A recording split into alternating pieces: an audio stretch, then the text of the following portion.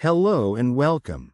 Today, we delve into a clandestine world where a simple copper block from a wrecked British bomber reveals a technological revolution that changed the course of World War II forever.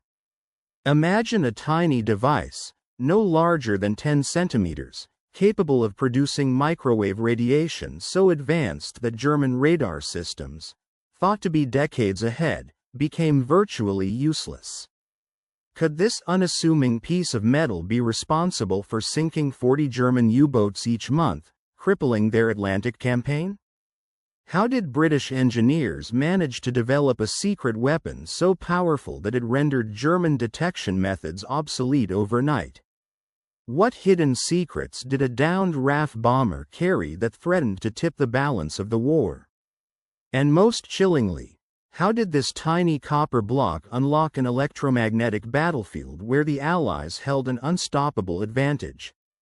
All these fragments form a puzzle. What is the true nature of this technological leap, and how did it threaten to annihilate German naval dominance? In this video, we will follow the discovery of the cavity magnetron, trace its secret development, and uncover how it transformed radar, naval warfare, and ultimately, the victory of the Allies. We'll sift through deception and truth, revealing a picture more shocking than anyone could have imagined. The journey begins now, as we uncover the hidden science that turned the electromagnetic spectrum into the ultimate battlefield, changing history forever. On the 23rd of February in the year 1943, inside the bustling headquarters of Telefunen located in Berlin, a meticulous observer named Obstatel Runge carefully examined a small copper block, salvaged from an aircraft wreckage 3 weeks prior. The magnifying glass in his steadied hand trembled ever so slightly as he scrutinized this cast-off piece of technology. With a mixture of disbelief and awe, he penned a pointed note in his classified technical report. This cannot be real. The reality of his observation was staggering. No nation on Earth, especially not Germany, had achieved such a remarkable feat of miniaturization while simultaneously harnessing the capacity for such immense power outputs. To Runge, this contraption represented a technological anomaly, an unprecedented level of sophistication that defied the limits of known science at the time. Through the long, cold laboratory windows, he could see the smoke rising in broad plumes from the bombed-out factories scattered across Berlin, tangible evidence of the ongoing aerial supremacy the Allies held over Germany. The Allied air forces had increasingly demonstrated their dominance, destroying vital industrial infrastructure with relentless precision. Yet, amidst the destruction, here on Runge's workbench, there was a small, tangible proof, a piece of a puzzle that revealed how far the technological gulf extended. The object in question was a tiny device, no larger than 10 centimeters across, retrieved from a British Sterling bomber that had been shot down near Rotterdam on the night of February 2. This device, known as a cavity magnetron, British engineers called it this, had the capacity to generate microwave frequencies for radar, fundamentally transforming aerial navigation and targeting. The cavity magnetron produced microwave radiation that rendered conventional German countermeasures utterly ineffective. Its design was astounding in its elegance, simple yet devastating in its range of implications, and entirely beyond anything German science could produce at the time. What Runge and his colleagues had yet to comprehend was that this unassuming copper block was directly responsible for an enigma that had been costing Germany dearly, namely, the loss of approximately 40 submarines each month in the Atlantic. A bloody hemorrhage of ships, men, and material that was dragging Germany perilously close to defeat. This loss was not merely a matter of naval strategy but was fundamentally rooted in electromagnetic phenomena that German radar detectors simply could not perceive. The Germans did not yet understand that the Allies were using the newly developed microwave-based radar signals to locate and avoid U-boats with unprecedented accuracy. This technological advantage was slowly transforming the psychological landscape of the Battle of the Atlantic, instilling doubt and fear within the German Naval Command. That frigid February morning in Rotterdam, Dutch resistance members had observed with a keen eye as German soldiers hurried to cordon off the crash site of the British bomber with a sense of unusual urgency. The aircraft, a Sterling bomber with the serial number R9264 belonging to the RAF's 7 Squadron, had just completed its second operational mission when an enemy flak burst through its port wing. The explosion was instantaneous, and the crew of 7 perished instantly amid the wreckage. Despite their destruction, the sacrifice of these men would later prove invaluable to the Allied war effort in ways they could scarcely have imagined. This particular aircraft was carrying Britain's newest secret, an advanced ground mapping radar system called H2S. Designed as a navigational aid capable of guiding bombers through thick cloud cover and moonless nights, the heart of this revolutionary device was, in fact, the cavity magnetron. Its role was so vital that Winston Churchill himself had once painfully hesitated over its deployment, understanding full well how its power could shift the balance of aerial warfare once unleashed. The loss of this bomber, against all expectations, was thus a significant blow to the Germans, who recognized the implications of the technology it carried. The raid had taken place just 3 days after H2S's initial combat use. Its first successful employment was during an attack on Hamburg on January 30, 1943. The Germans' awareness of this revolutionary radar technology intensified rapidly following the crash. Within hours of the incident, General de Luftner Wolfgang Martini, the head of German signals intelligence and one of the nation's most expert radar specialists, was alerted. His role in overseeing all German radar development and intercept operations put him in a position of utmost importance. Immediately recognizing the potential importance of the downed aircraft, Martini understood that this wreckage, particularly the small copper device, the first of its kind to fall into German hands, could unravel long-standing questions that had haunted German strategists for months. As the chief of the Luftwaffe's signals intelligence, he had dedicated his career to understanding and countering enemy electronic warfare, and now, perhaps, he saw a rare glimpse into the enemy's most advanced secrets.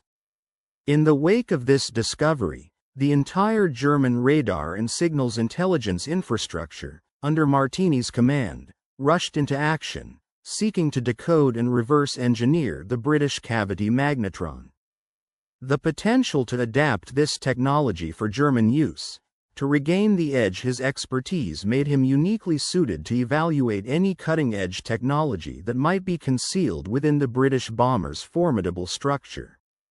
Recognizing the critical importance of the discovery, Martini immediately dispatched his most skilled and experienced technical teams to the crash site, aiming to uncover the secrets hidden inside the wreckage.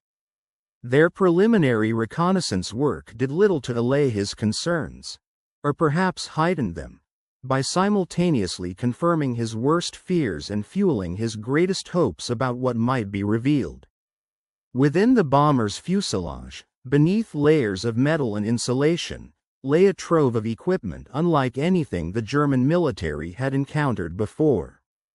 The conspicuous rotating antenna array, the cathode ray display system, and the advanced power supply all pointed to the presence of highly sophisticated radar technology. These systems operated on principles that, while already hypothesized and discussed by German scientists, were generally dismissed as impractical for real-world applications in wartime. The technological sophistication suggested that the British had made significant breakthroughs, potentially revolutionizing aerial and maritime reconnaissance capabilities. As the technicians carefully dismantled the wreckage to extract the enigmatic transmitter assembly, the core component responsible for powering this mysterious system, they quickly realized they had stumbled upon something extraordinary. Their examination of this device struck a stark contrast with current German understanding of physics and engineering.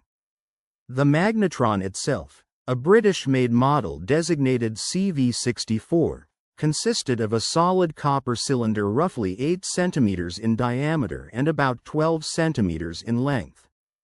The construction appeared deceptively simple at first glance, but its internal design was anything but ordinary. 8 cylindrical cavities had been precisely machined into the surface of the copper cylinder, arranged symmetrically around a central cathode, which was essential for generating microwaves.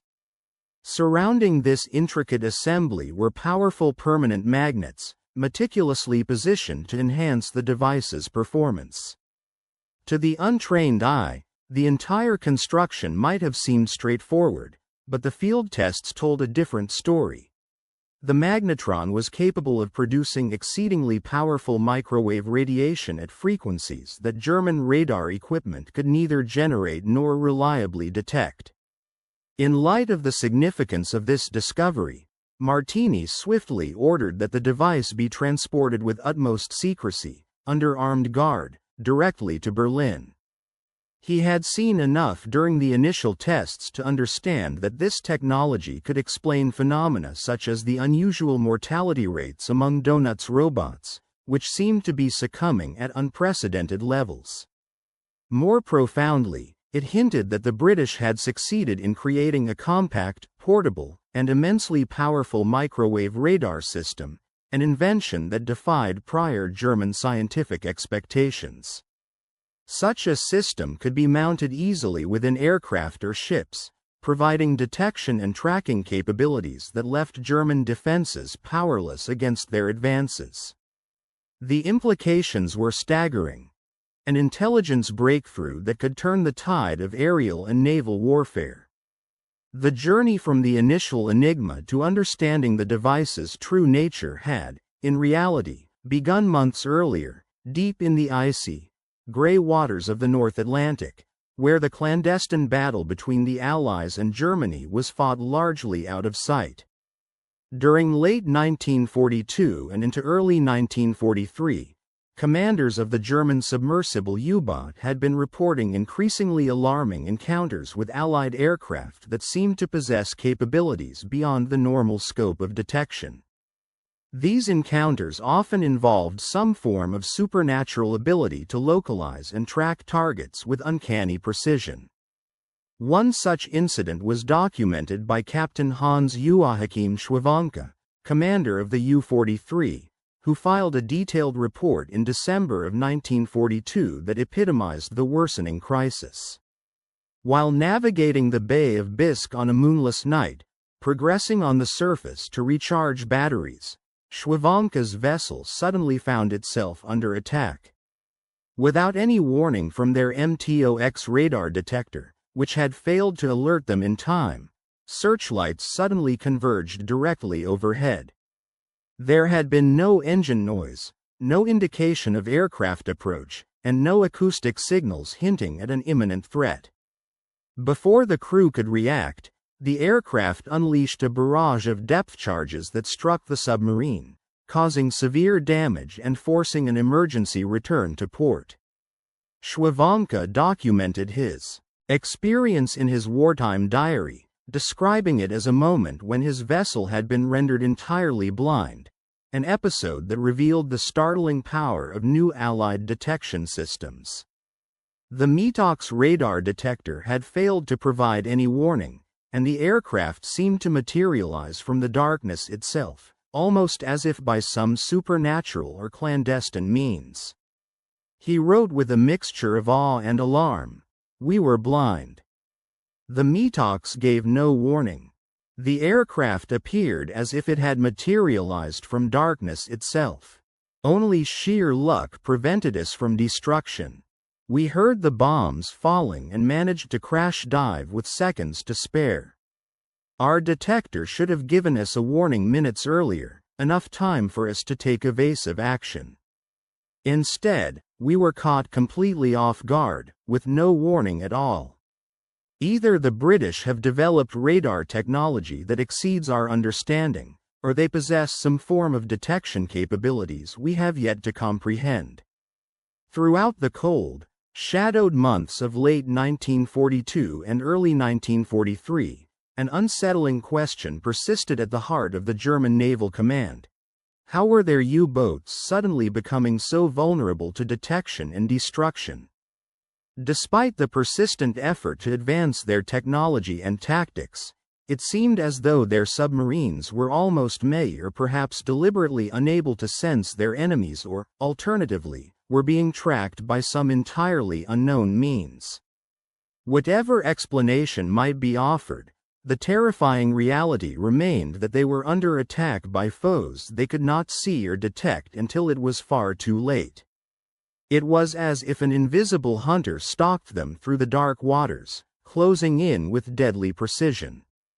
Reports of these mysterious and deadly encounters started pouring into the operational headquarters in Paris, flooding the staff with accounts of unexplained threats. During that winter, ships riding the surface under cover of night were being caught unexpectedly, with no warning or sign of peril until the moment of attack. Likewise, the aircraft operating overhead seemed to see through natural darkness and adverse weather conditions that should have rendered visual detection impossible. Their sensors or eyes, it appeared, possessed some extraordinary capability that outstripped current understanding of technology and natural perception. German efforts to detect these threats relied heavily on their advanced radar systems, notably the MTOX radar detectors. These devices had for some time given vital warnings about incoming aircraft equipped with older radar models, such as the ASV Mark II, which operated at approximately 1.5-meter wavelengths. Unfortunately, by this stage, these sensors had become more of a hindrance than a help. Experts and commanders still believed in their reliability, trusting these gadgets to warn of incoming danger, but the cold statistics told a starkly different story, one that predicted a catastrophic spike in losses if the trend continued unaltered. The data painted a grim picture, one that foretold disaster looming on the horizon as the numbers of ships and submarines sunk and lost grew alarmingly. Looking back through the months, the toll was staggering. In November of 1942, German U-boats had succeeded in sinking approximately 119 merchant vessels, totaling roughly 729,000 tons, an impressive haul that nevertheless came at a heavy cost, with a dozen submarines lost in return. The following month, December, saw the sinking of 60 ships, amounting to around 330,000 tons, with an additional 5 U-boats lost in the process. Yet, as January of 1943 arrived, the losses appeared to shift. The number of merchant ships was slightly reduced to 37, but the submarines themselves suffered further setbacks, with a total of 7 vessels lost, a distressing indicator that something was gravely wrong. February's figures confirmed the worsening trend, with only 34 ships sunk, less than the previous month, but with the U-boat losses increasing sharply to 17 vessels. This rapid change in the ratio of successes to failures was alarming, signaling that the tide was turning decisively against Germany's submarine campaign. Once, the Germans had enjoyed a substantial advantage. Their submarines operating in the waters around Europe and beyond had been difficult to detect and vulnerable only under specific conditions. But that advantage was vanishing at an accelerating pace, transforming the battlefield into one of increasing peril for the U-boats. In the midst of this crisis, Admiral Karl Donitz, who had been promoted to serve as the supreme commander of the entire Kriegsmarine in January of 1943, watched these unfolding results with growing concern. Though still in direct command of U-boat operations through a closely guarded staff, he understood that the patterns emerging from the analysis of combat reports defied the traditional logic of naval warfare. His headquarters maintained meticulous charts and maps, plotting every U-boat's position, each route taken by convoy ships, and every engagement fought in the waters. Yet, these patterns refused to align with the expected methods of detection and interception, revealing instead a bizarre and unsettling anomaly. U-boats approaching convoy routes under cover of darkness, long considered an effective tactic, were suddenly being intercepted before they could even launch their attack. Submarines transiting across the Bay of Biscay at night, assumed to operate unseen, found themselves under attack by aircraft and surface ships with alarming accuracy. Even at depths, submerged submarines could be tracked, depth-charged, and destroyed with startling effectiveness, even during daylight hours.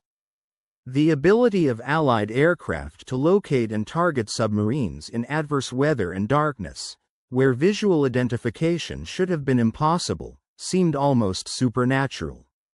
These craft demonstrated an uncanny ability to detect periscopes, snorkels, conning towers, or wakes, yet no one could pinpoint how.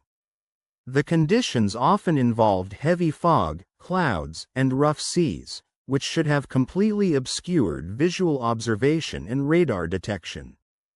Nonetheless, the attacks continued with deadly precision, demolishing U-boat numbers while observers and commanders struggled to comprehend the technological marvels, if they could be called that made such detection possible throughout the bitter months of January and February in the year 1943. The German military and scientific community found themselves mired in troubling uncertainty. The discussions held during this period uncovered a disturbing level of ignorance regarding the true extent of Allied technological advancements, paired with a growing sense of complacency about German engineering's perceived superiority. German radar experts, confident in their understanding, firmly believed that no radar system could effectively operate at wavelengths shorter than approximately 50 centimeters, citing fundamental limitations in power generation as the core obstacle. They argued that current vacuum tube technology simply was not capable of producing the necessary high frequencies with sufficient power to make shorter wavelength radar practical for military purposes.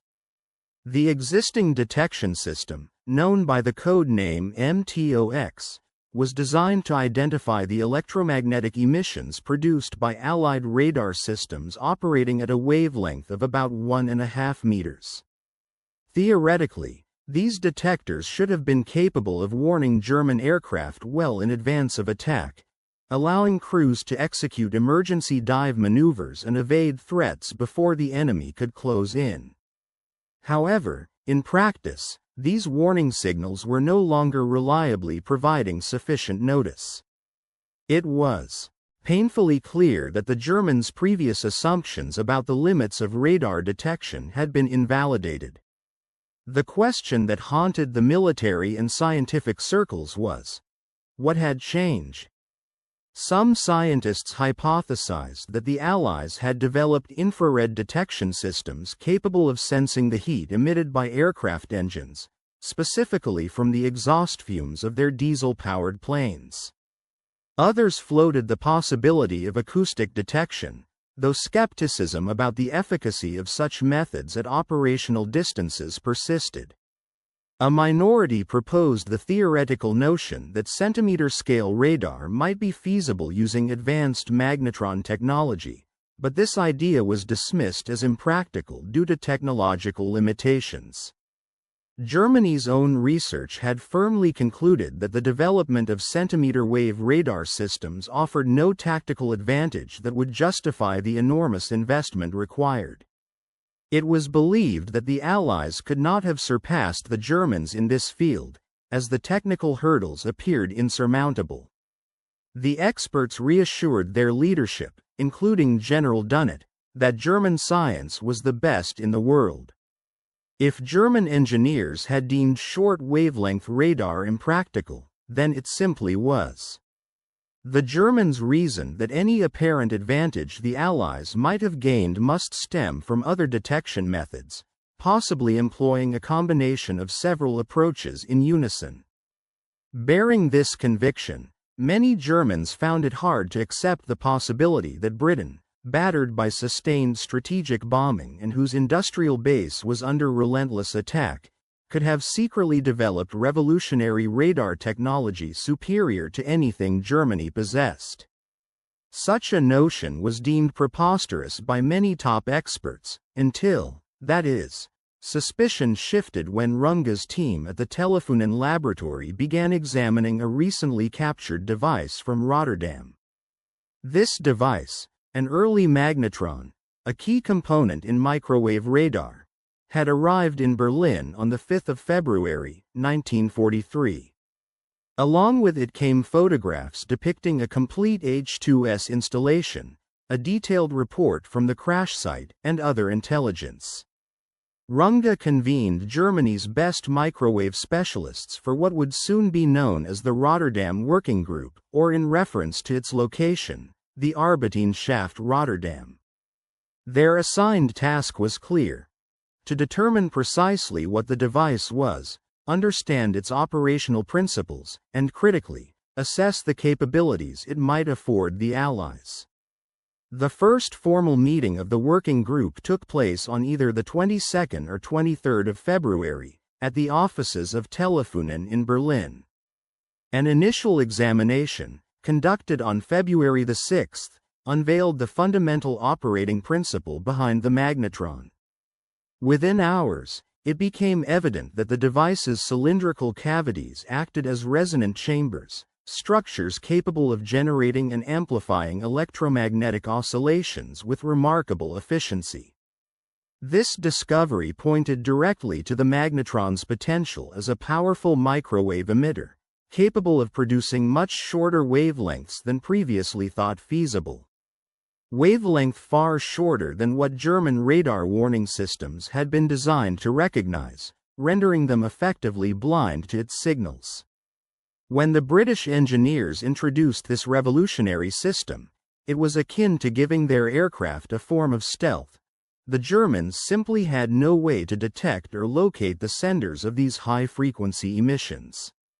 Their existing equipment, including the widely used MTOX system, which was calibrated to detect radar signals between approximately 130 centimeters and 260 centimeters, failed utterly to pick up the much higher frequency signals sent out by the new centimetric radar, which operated at a wavelength of just over 9 centimeters.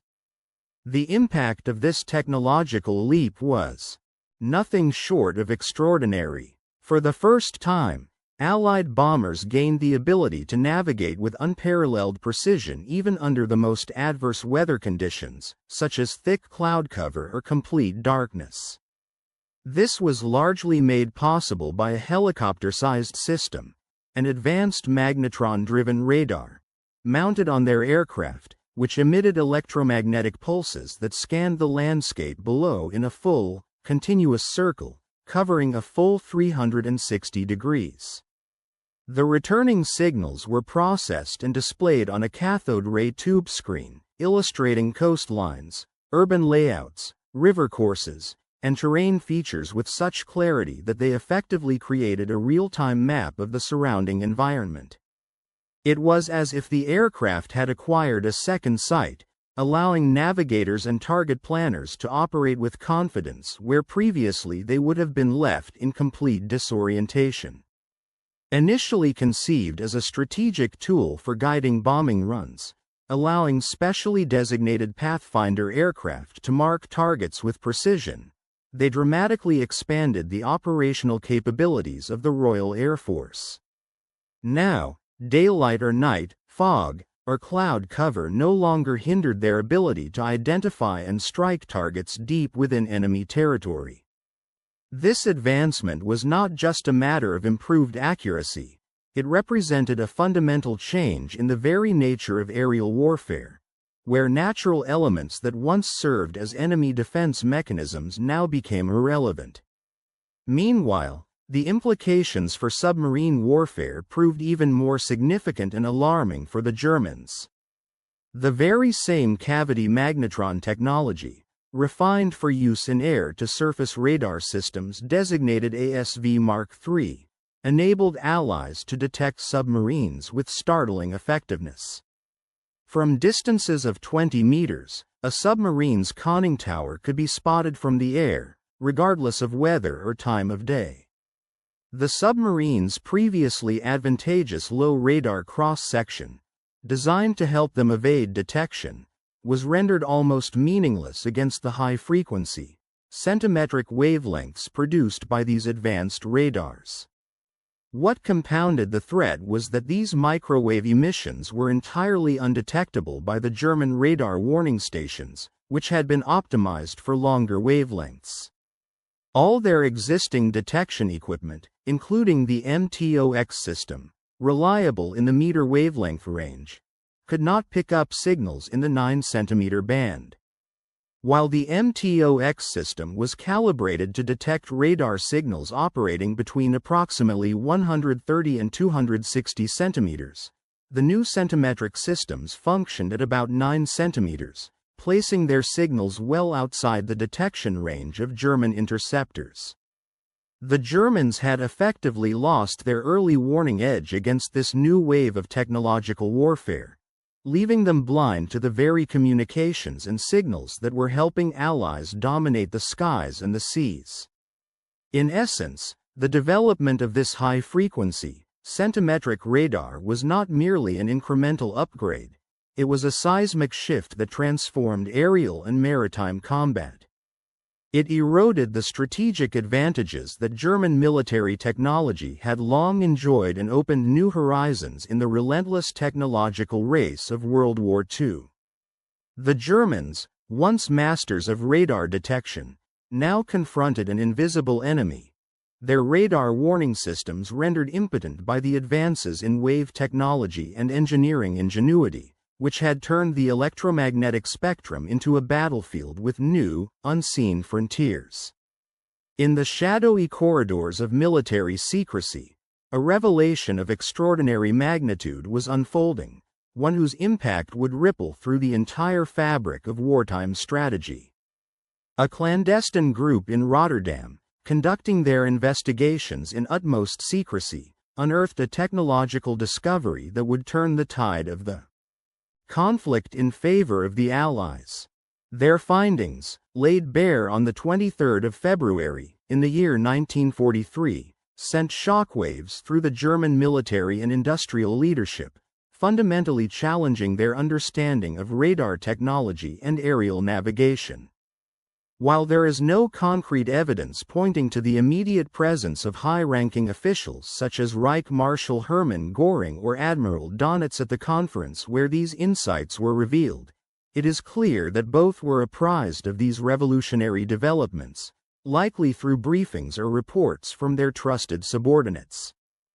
Delegates from each of the nation's leading electronics manufacturers, telecommunication giants like Telefunken, Siemens, AEG, and Lorenz, were represented among the attendees, signaling the profound importance the Germans placed on understanding and countering this new threat. The gathering was held within the austere confines of Telefunken's headquarters, where senior signals officers from the Luftwaffe and specialized marine technicians filled the room, their faces marked with a mixture of concern and curiosity. The atmosphere was heavy, tinged with apprehension, as the eminent scientist Runge took the podium to deliver a presentation that would eventually be etched into the hidden archives of post-war investigators, revealing the depths of the German miscalculations.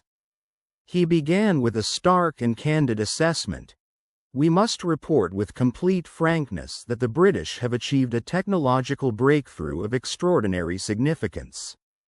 He explained that the cavity magnetron, a device pivotal to microwave generation, represented an advancement exceeding German technological capabilities by no less than 3 full years. an astonishing lead in a rapidly evolving technological race.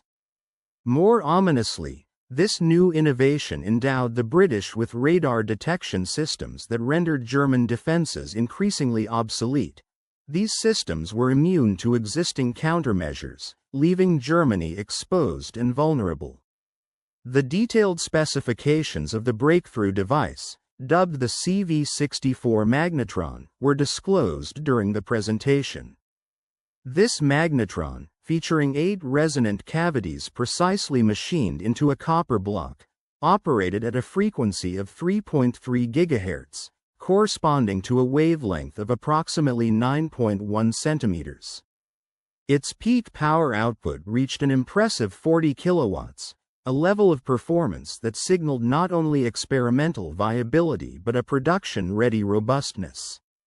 Its design was compact enough to be installed within aircraft, durable enough to withstand the rigors of combat, and indicative of manufacturing processes well established rather than experimental or prototype stage. The implications of such a technological leap were catastrophic for German military strategy. If the British could mass-produce these advanced magnetrons, and all evidence suggested they could, then every Allied warplane, every naval vessel, and related assets could be equipped with radar systems that Germany had no means to counter or defend against. This effectively rendered the German warning receivers, crucial for early detection, ineffective and nearly useless.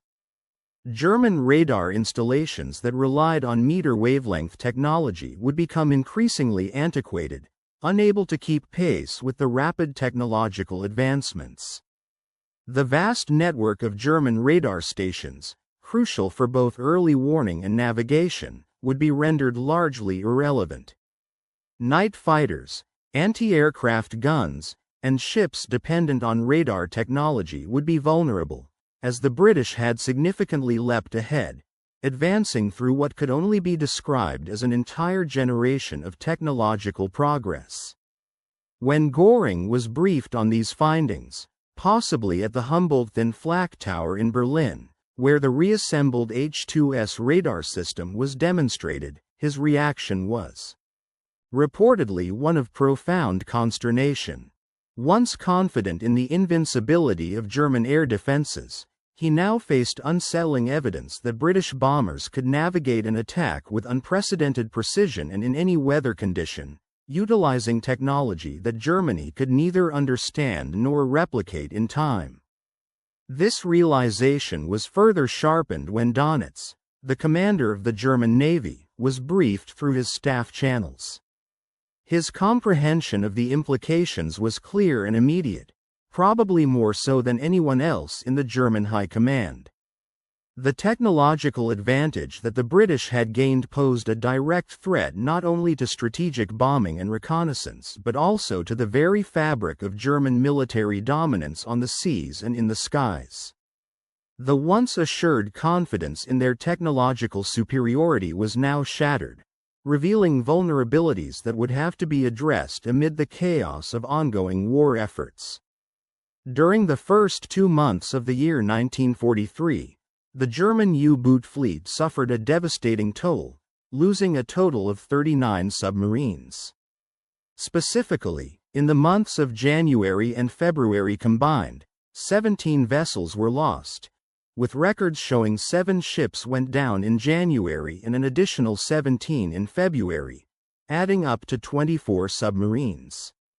When accounting for other losses from December, which had also seen some ships destroyed, the total number of recent losses over this 3-month span reached the alarming figure of 39 submarines. If such an alarming trend persisted, if the rate of U-boat losses continued unabated, the entire U-boat campaign, which had been a critical element of Germany's naval warfare strategy, faced imminent collapse within a matter of months.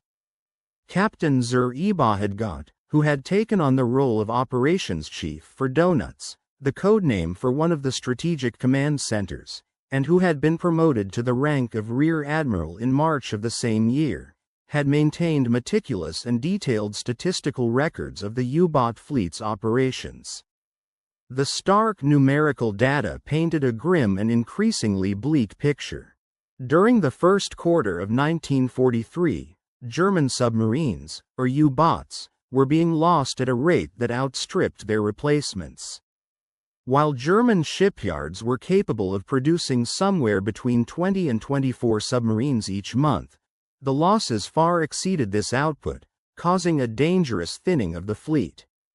What was even more critical, and perhaps more tragic, was the fact that experienced crews, the backbone of the U-boat's operational effectiveness, were being decimated at a pace that training programs could not keep up with. This rapid attrition threatened to crumble the very foundation of Germany's underwater warfare efforts. Attendees at a high-level meeting reviewed this sobering reality, and their conclusions, which were later documented in secret reports captured by Allied forces, revealed the depths of the peril that lay ahead. First, it became evident that Germany would not be able to produce operationally significant quantities of the revolutionary cavity magnetron, a key component for certain types of radar, before at least 1944. The process of manufacturing these devices involved advanced and highly specialized techniques, including the precise machining of resonant cavities, the use of rare copper alloys, and powerful permanent magnets made with cobalt, an element Germany did not possess in sufficient amounts. The manufacturing expertise necessary to integrate these components into functional radar systems was also far beyond what German industry could accomplish in the short term. Even if Germany launched a rapid, or crash, program to begin production immediately, it would still require several months to establish the necessary assembly lines and quality controls. Second, developing effective countermeasures to the Allied radar systems would demand a minimum of 6 months, significantly delaying their deployment and rendering them less effective in the crucial ongoing battles. One promising avenue might have been designing new generations of radar warning receivers tuned specifically to centimetric, or 3 centimeter, wavelengths. Theoretically, these systems could be designed within that 6-month window. However, producing and installing such advanced receivers across the entire U-boat fleet would take additional time, pushing deployment well into the year 1944. The technical difficulties posed by this challenge were formidable. Germany's industry had limited experience with microwave technology capable of detecting emissions at 3.3 GHz, a frequency and power level associated with the Allies' latest radar systems. Creating reliable, sensitive receivers that could detect such high-frequency signals was a daunting task, involving complex electronic design and manufacturing precision. Third, and perhaps most devastating of all, was the realization that the British had probably already advanced beyond the capabilities laid bare in the available intelligence. The device used by the British in Rotterdam, which operated at a wavelength of 9.1 centimeters, indicated a significant technological lead. Allied scientists were either on the verge of, or had already developed, radar warning receivers tuned to the even shorter 3 centimeter wavelengths.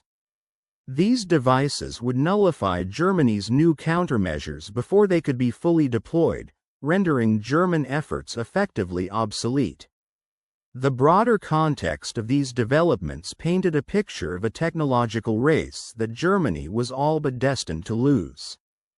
Given the Allied advantage in industrial capacity, research, and early lead in radar development, the Germans faced an unwinnable situation, not only by the current timeline but inherently, in terms of technological superiority. The race was not simply lost, it was unanswerably tilted against Germany in this critical domain. Admiral Donitz, the commander of the U-boat forces, absorbed this barrage of grim intelligence reports with a growing clarity regarding the impending catastrophe confronting his command. His headquarters, which had moved to the Paris region in March of 1942 after the U-boat base in Saint-Lazaire was compromised during a daring Allied raid, maintained an exhaustive, detailed record of every engagement, every loss, and every tactical development. A network of carefully crafted maps hung in the operations room, illustrating in the midst of ongoing conflict, the German submarine fleet, known as U-boats, faced an increasingly hostile and technologically advanced adversary. They marked their encounters with black pins on strategic maps, grim symbols denoting U-boat losses, clustered along critical transit routes passing through the Bay of Biscay and within operational zones where Allied air patrols were particularly active. These visual cues represented the harsh reality. Despite their efforts, the U-boats were suffering significant attrition. After a thorough examination of the Rotterdam device, which revealed the extent of Allied technological progress, Admiral Donitz convened urgent briefings with his senior staff. The message was clear and stark: we have been fighting blindly. The advantages previously believed to be decisive had been effectively nullified by an array of Allied technologies, many of which the Germans had not even known existed until recently. The element of surprise, previously thought to be a core aspect of U-boat tactics, especially for night attacks, had lost its potency when the enemy could leverage advanced radar systems to see through darkness and concealment. The vast Atlantic Ocean, once considered an almost impenetrable barrier that kept U-boats hidden, now offered little refuge. Radar could detect a conning tower from as far as 20 meters, rendering stealth virtually impossible. The reliance on radar warning systems had lulled the U-boat crews into a false sense of security. Flawed as they were, these systems offered an illusion of protection, but in reality, they failed to shield the submarines from the very threats they sought to evade. The pressing question confronting Donitz and his commanders was simple yet daunting. What can be done to counter this overwhelming technological disparity? While German industry hastily endeavored to develop new countermeasures, an effort that might not bear fruit until the year could be called 1944, some tactical adaptations were proposed and debated.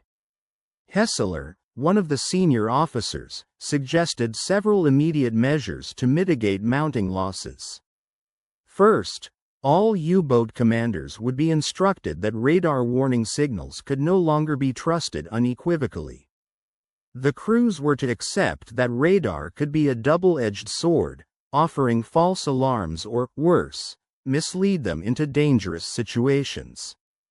Consequently, a policy was adopted to keep submarines submerged whenever possible, surfacing only when absolutely necessary, such as to recharge batteries or to transit at higher speeds, thus reducing their vulnerability to aerial detection. In addition, the boat's anti-aircraft armament was to be strengthened across all units, a desperate but necessary effort to defend against aircraft once spotted. Still, this measure was acknowledged as largely ineffective against detection from afar, since long before the aircraft could be visually identified, the submarines had already been pinpointed and targeted. Perhaps most critically, Donitz and his staff began preparing for the sobering possibility that the U-boat campaign in the Atlantic might reach a point where it could no longer be sustained. If losses continued at their current pace, mounting with each passing engagement, and if Allied shipbuilding capacity kept expanding exponentially, the strategic calculus would become impossible to maintain. The Germans would find themselves in a position where they could no longer sink merchant ships faster than the Allies could replace them. In other words, they would be losing the war of tonnage. March of the year 1943 proved to be both the high watermark, what could be called the apex, of U-boat success and the harbinger of the beginning of the end for Donitz's formidable U-boat force.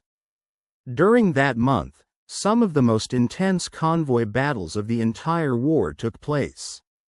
Massive wolf packs, numbering between 30 to 40 submarines each, swarmed convoy formations in an effort to outnumber and overwhelm the Allied convoy defenses through sheer force of numbers.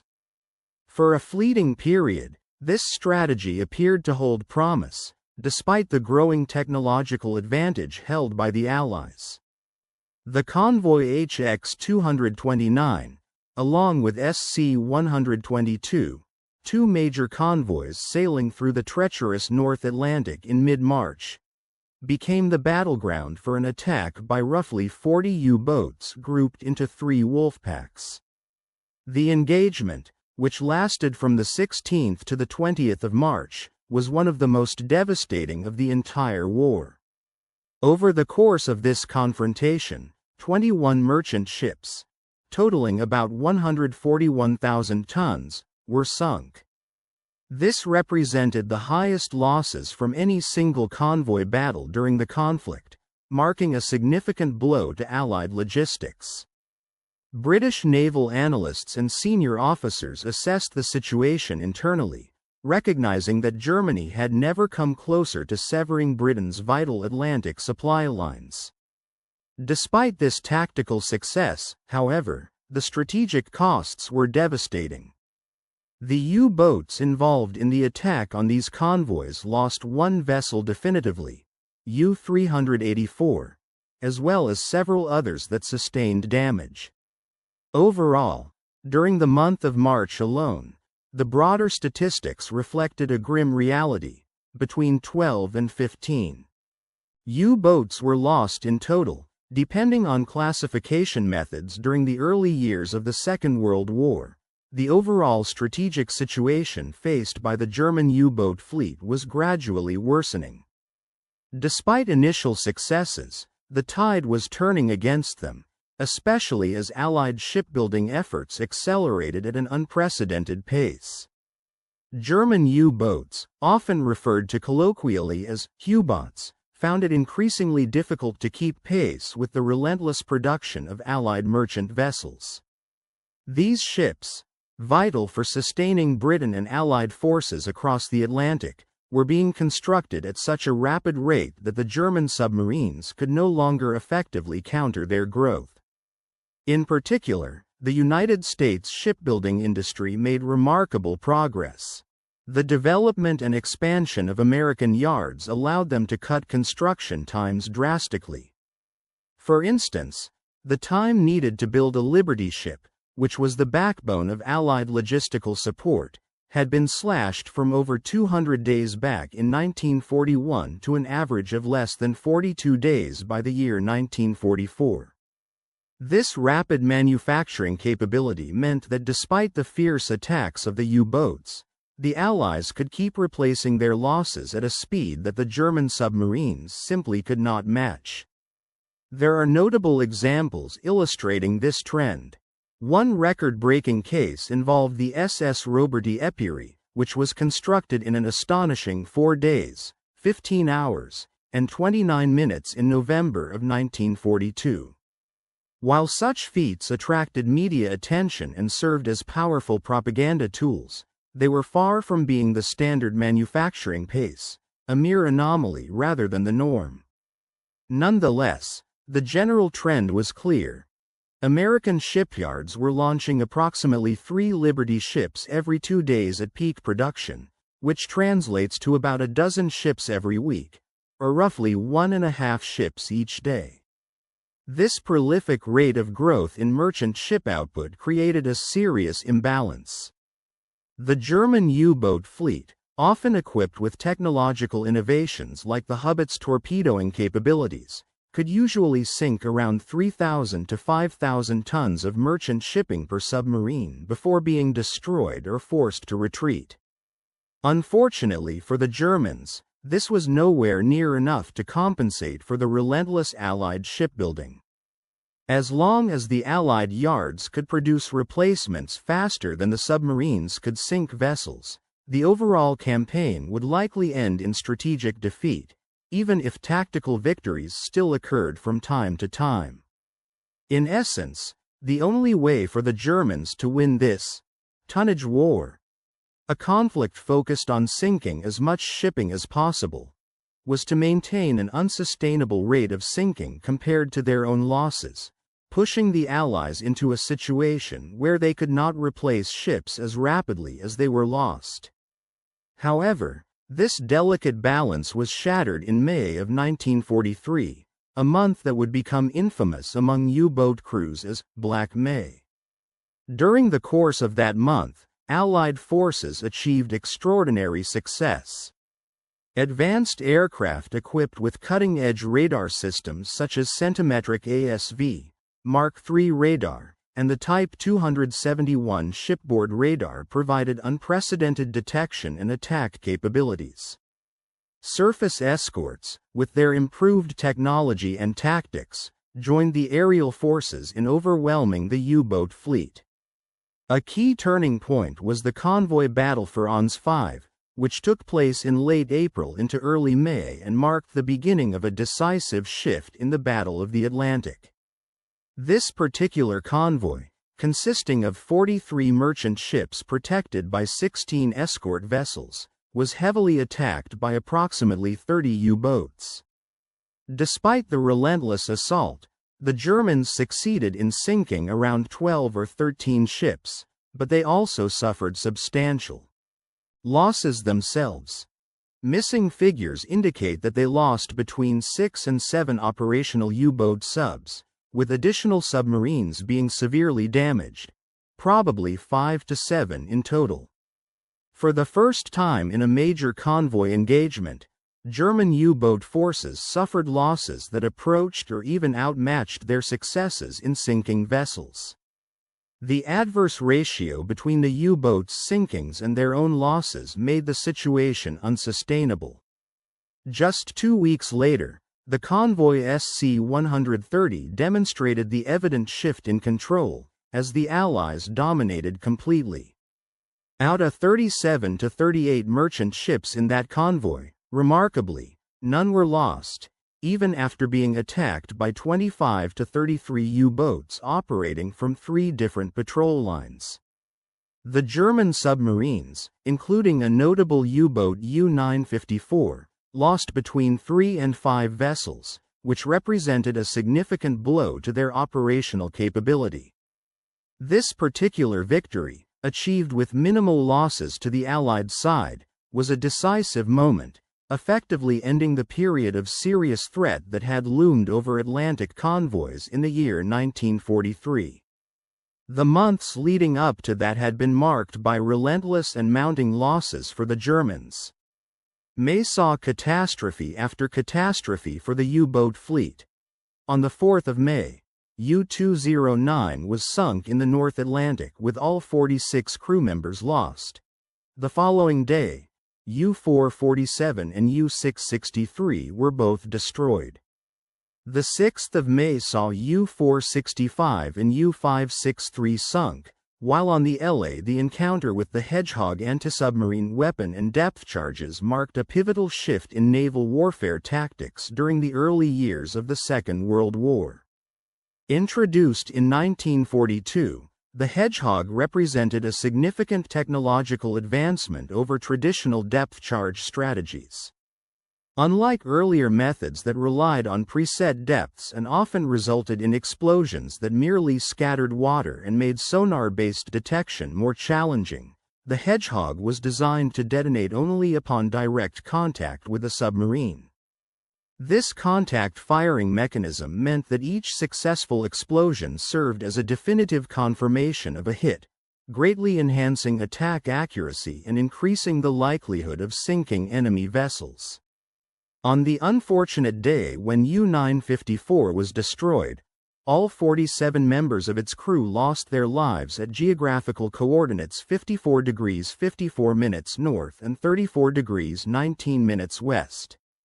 The news of her sinking was conveyed to the British Naval Command, codenamed Donuts, through secure telegraph communication. It was confirmed that the submarine had been attacked and ultimately sunk by British escort vessels, HMS Jed and HMS Senate, with the Hedgehog weapons delivering a direct and decisive hit. Tragically, There were no survivors from the crew, and the loss underscored the brutal reality of maritime warfare. Every attack carried the weight of personal tragedy. Despite this devastating loss, Donuts and his operations team did not halt their activities nor take leave to mourn. The loss of U-954 was painful beyond words, yet the urgency of their mission meant that mourning had to be postponed. The personnel under his command, roughly 40,000 submariners, depended on his leadership and decisions for their survival and the success of their mission. The personal grief was immense, but it could not be allowed to interfere with the critical operational responsibilities at a moment when the entire U-boat campaign was teetering on the brink of failure due to relentless Allied pressure. By the 22nd of May, in the year 1943, the attrition rate among the U-boat fleet had become catastrophic. It was estimated that between 41 and 43 submarines had been lost during the month, depending on how losses were classified.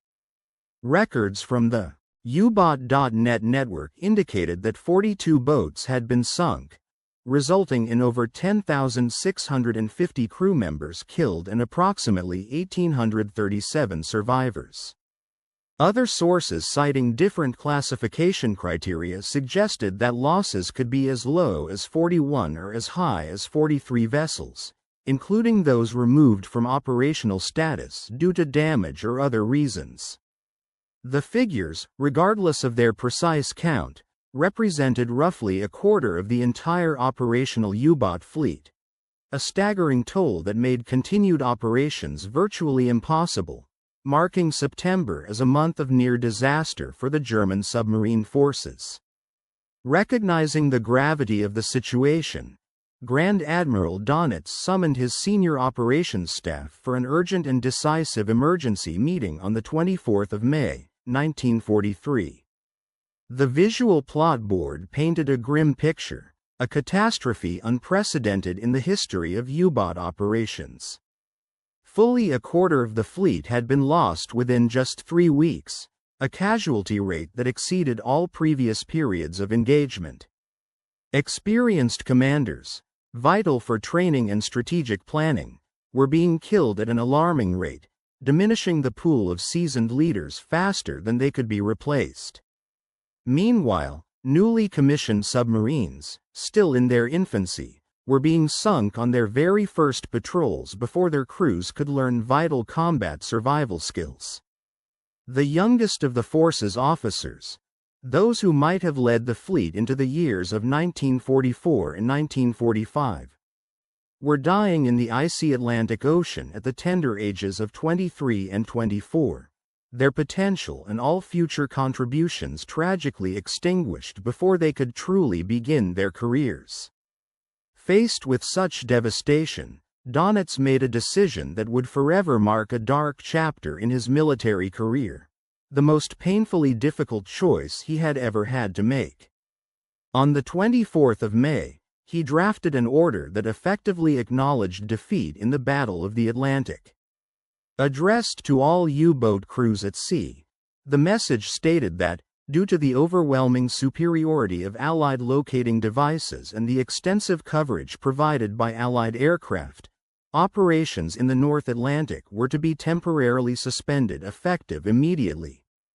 To comply, all remaining boats in the region were to withdraw and reposition themselves southwest of the Azores, a strategic reorganization aimed at halting the annihilation of their remaining force. Ships moving to their operational areas were instructed to proceed to secure port facilities at Bisk or elsewhere on the Atlantic coast. The order clarified that further submarine operations would be deferred until the development of more advanced detection and anti-aircraft technology could compensate for the Allies' overwhelming advantages. Despite this suspension, the German command explicitly asserted that they had not surrendered, only acknowledged the brutal reality of the situation.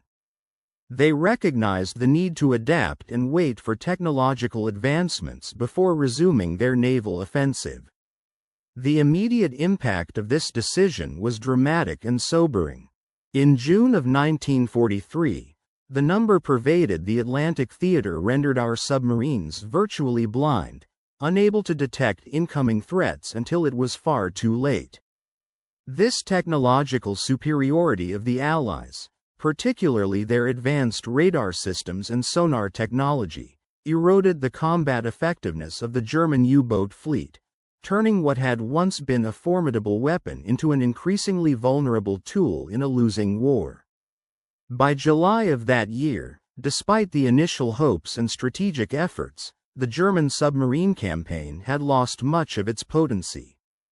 Only a handful of U-boats remained operational in the Atlantic, no more than 9, marking a stark contrast to the peak years of the Battle of the Atlantic. The supply lines that had been so vital to Germany's war effort, which in March had seemed on the brink of being cut off entirely, gradually became more secure under the relentless pressure of Allied countermeasures. The vast convoys, massive ships traveling together with protective escorts, began assembling in ports across the United States, prepared to support the upcoming D-Day invasion and the broader campaign to liberate Europe from Nazi control.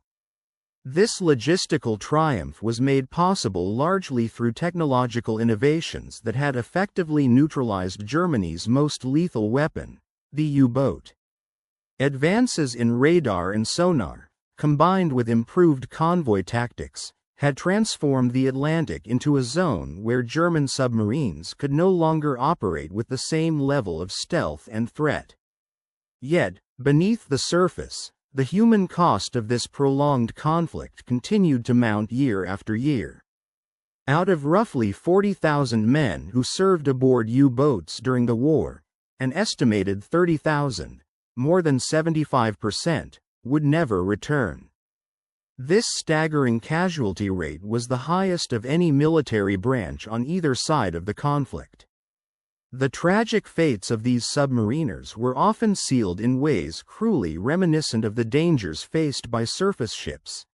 Drowned in steel cylinders crushed under the immense pressure of the deep, suffocated as their air supply systems failed under relentless depth charge attacks, or engulfed in flames when their diesel engines ignited due to combat damage. Many perished from exposure in the brutal cold of the North Atlantic or from heat exhaustion in tropical waters, especially when vessels were forced into prolonged submerged operations, unable to surface for air without revealing their position. Despite these relentless hazards and the increasingly futile nature of their missions, these men pressed on. They fought because of an unwavering sense of duty, knowing that abandoning their posts would free Allied air and naval units to strike elsewhere, thereby hastening the overall collapse of German resistance across multiple fronts. Interrogation reports obtained from captured U-boat crews during the summer and fall of 1943 shed light on the psychological toll wrought by their technological obsolescence. At first, Allied intelligence officials were puzzled by the defeatism apparent in the words of prisoners, oriented by a zealous belief in the Nazi victory just months earlier, that now seemed to accept defeat as inevitable. Over time, however, analysts realized they were witnessing a distinctive phenomenon. These men were not defeated through physical battle but rather rendered obsolete by the relentless march of science and technological progress, hunted relentlessly by systems they could neither see nor fight against. One such individual was Captain Lieutenant Vera Henker, leader of U-515, who had achieved notable success during his command, sinking multiple merchant ships and earning the coveted Knight's Cross.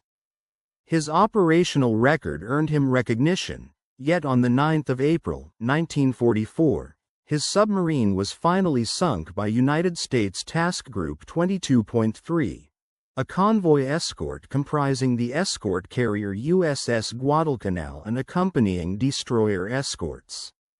Approximately 40 crew members, including Henker, were captured and brought to a secure interrogation facility at Fort Hunt, Virginia. Officially designated as Post Office Box 114-2, This site was integral to Allied intelligence efforts. During interrogation at Fort Hunt, Henker provided detailed testimony that remained classified until 1985. When the transcripts were eventually declassified decades later, they offered profound insights into the morale and strategic understanding of the German naval command. Henker openly expressed to his interrogators that by the middle of 1943, the war was essentially lost, not because of a deficiency in courage or skill among German sailors, but because Allied technological dominance was systematically stripping away every advantage they once held. "We knew the war was over," Henker stated during sessions conducted between the 3rd of May and the 15th of June in 1944. He explained that the introduction of new radar detection systems and other technological innovations had rendered their previous equipment largely useless, particularly the MTOX detector, which had earned the grim nickname the Grave Bell among crews. When this apparatus failed to signal approaching aircraft, it was a haunting reminder that death was imminent. It rang only for the moment of their doom. Later models, designed to cope with the evolving technological battlefield, failed to turn the tide. These advancements of the Allies, superior sonar, radar, and aerial reconnaissance, had turned the once potent U-boat force into a shadow of its former self. With patrols increasingly hampered and the advent of radar technology brought a new level of challenge to the submerged operations of German U-boats. Yet its effectiveness arrived rather belatedly in the war. Despite the introduction of the NACOS system in September of 1943, which theoretically could detect the signals of the latest Allied radars, practical limitations severely restricted its utility. While in perfect working condition, the system could only pick up emissions at very close quarters, a distance generally insufficient to provide an early enough warning for defensive maneuvers. Meanwhile, Allied aircraft, equipped with advanced radar and surveillance equipment, often detected German submarines from well beyond visual range, maintaining the advantage of first sight. When alerted, U-boat crews could attempt to dive to evade detection. However, the persistent and vigilant aircraft would usually circle above, ready to call for destroyers armed with depth charges to hunt and destroy them once they surfaced or were detected. Tragically, the German submarines often found themselves in an impossible predicament, unable to see their enemies until the attack was already upon them, leaving little room for escape. The technological gap and tactical disadvantage were stark, making survival increasingly difficult as the Allies refined their detection and targeting methods. The story of Henker's interrogation took a darker turn when unfounded accusations linked him to war crimes involving survivors from the sinking of the liner SS Ceramic, an incident that occurred when the U-515 torpedoed her in December of 1942. These allegations, though false, cast a shadow over his fate and reputation. Facing the threat of extradition to Britain, where he would face serious charges, Henker's desperation grew. His circumstances culminated on June 15 of 1944, when he devised a bold but ultimately futile attempt to escape from Fort Hunt by scaling the perimeter fence.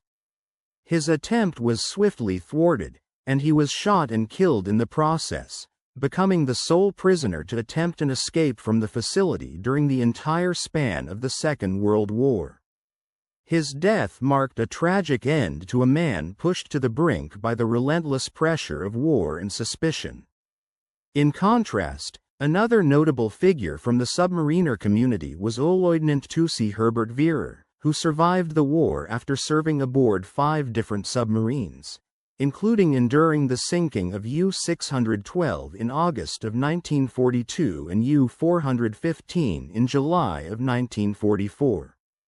Wehrer's memoir, titled Iron Coffins, published in 1969, remains one of the most widely read and respected accounts providing a personal perspective on the U-boat battles.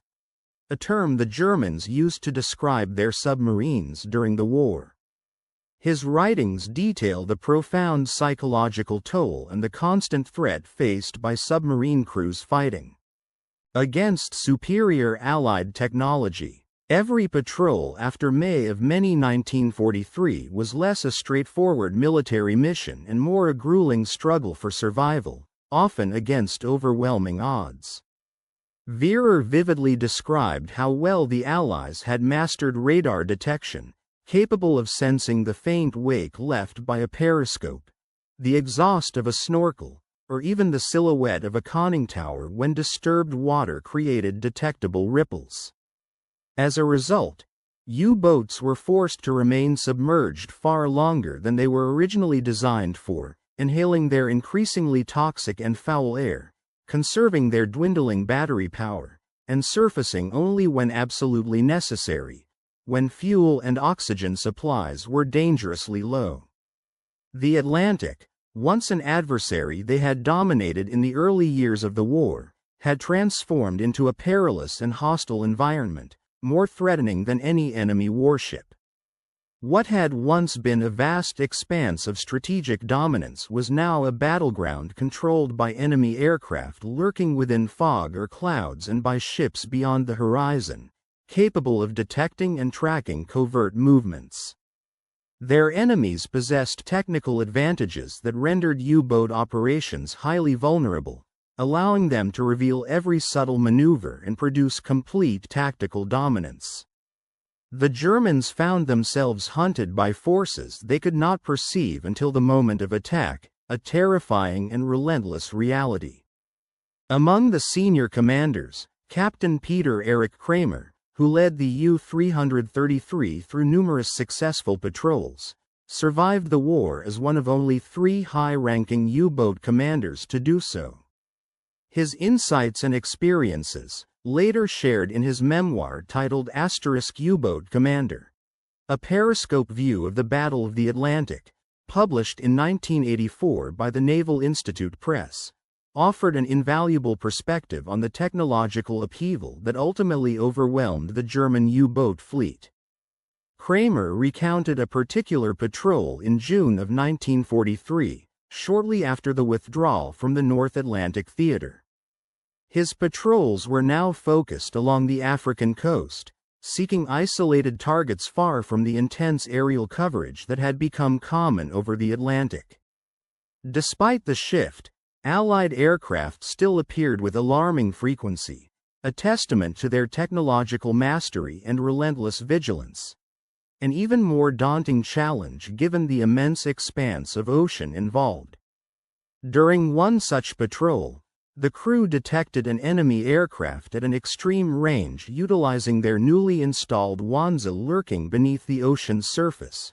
We found ourselves continuously sinking deeper, 6 hours below the safe operational limits, struggling to maintain control amid the relentless pressure and darkness. Our navigational and propulsion systems were stretched to the breaking point, yet our situation grew increasingly perilous. When we finally decided to surface to the snorkel, seeking some respite and air, the same enemy aircraft, or perhaps a different one, reappeared within mere minutes. This sudden re-emergence forced us to dive once more, plunging into the abyss to avoid detection and attack. This harrowing pattern persisted without relief for an entire 14 hours, a continuous cycle of surfacing and submerging driven by an urgent need to replenish air and escape enemy fire, until our batteries were teetering on the brink of exhaustion. At that critical moment, we faced a dire choice: either surface again, risking immediate destruction, or accept suffocation in the depths.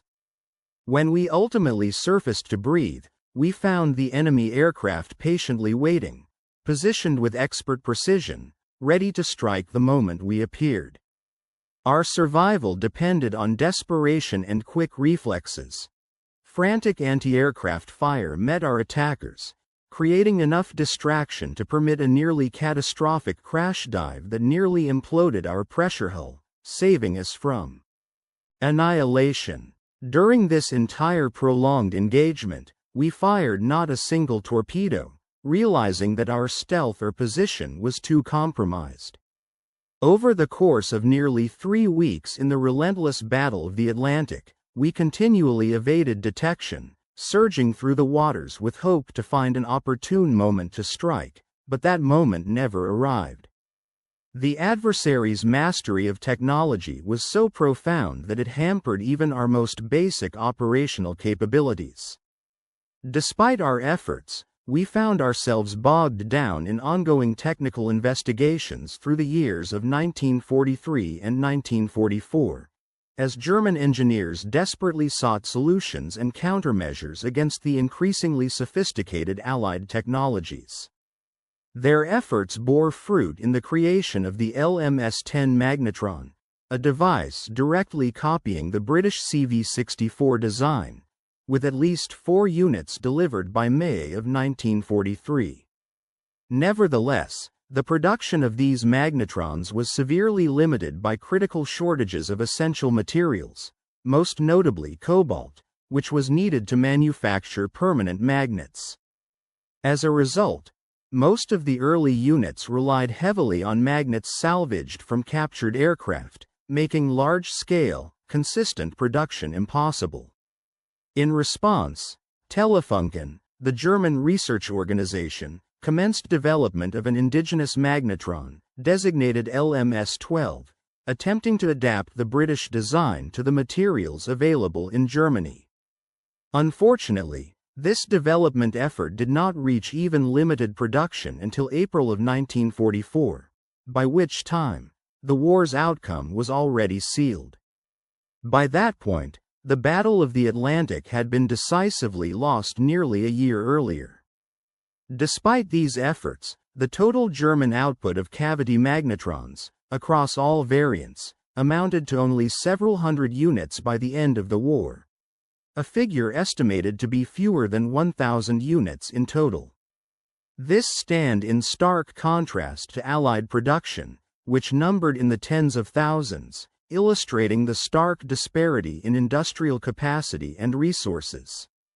Simultaneously, efforts to develop radar warning receivers capable of detecting centimetric frequencies paralleled the magnetron development challenges. The Germans introduced the NAX system, coded as Fuji 350 NAX-Z for aircraft and FMBB-7 NAX-U for U-boat, in September of 1943.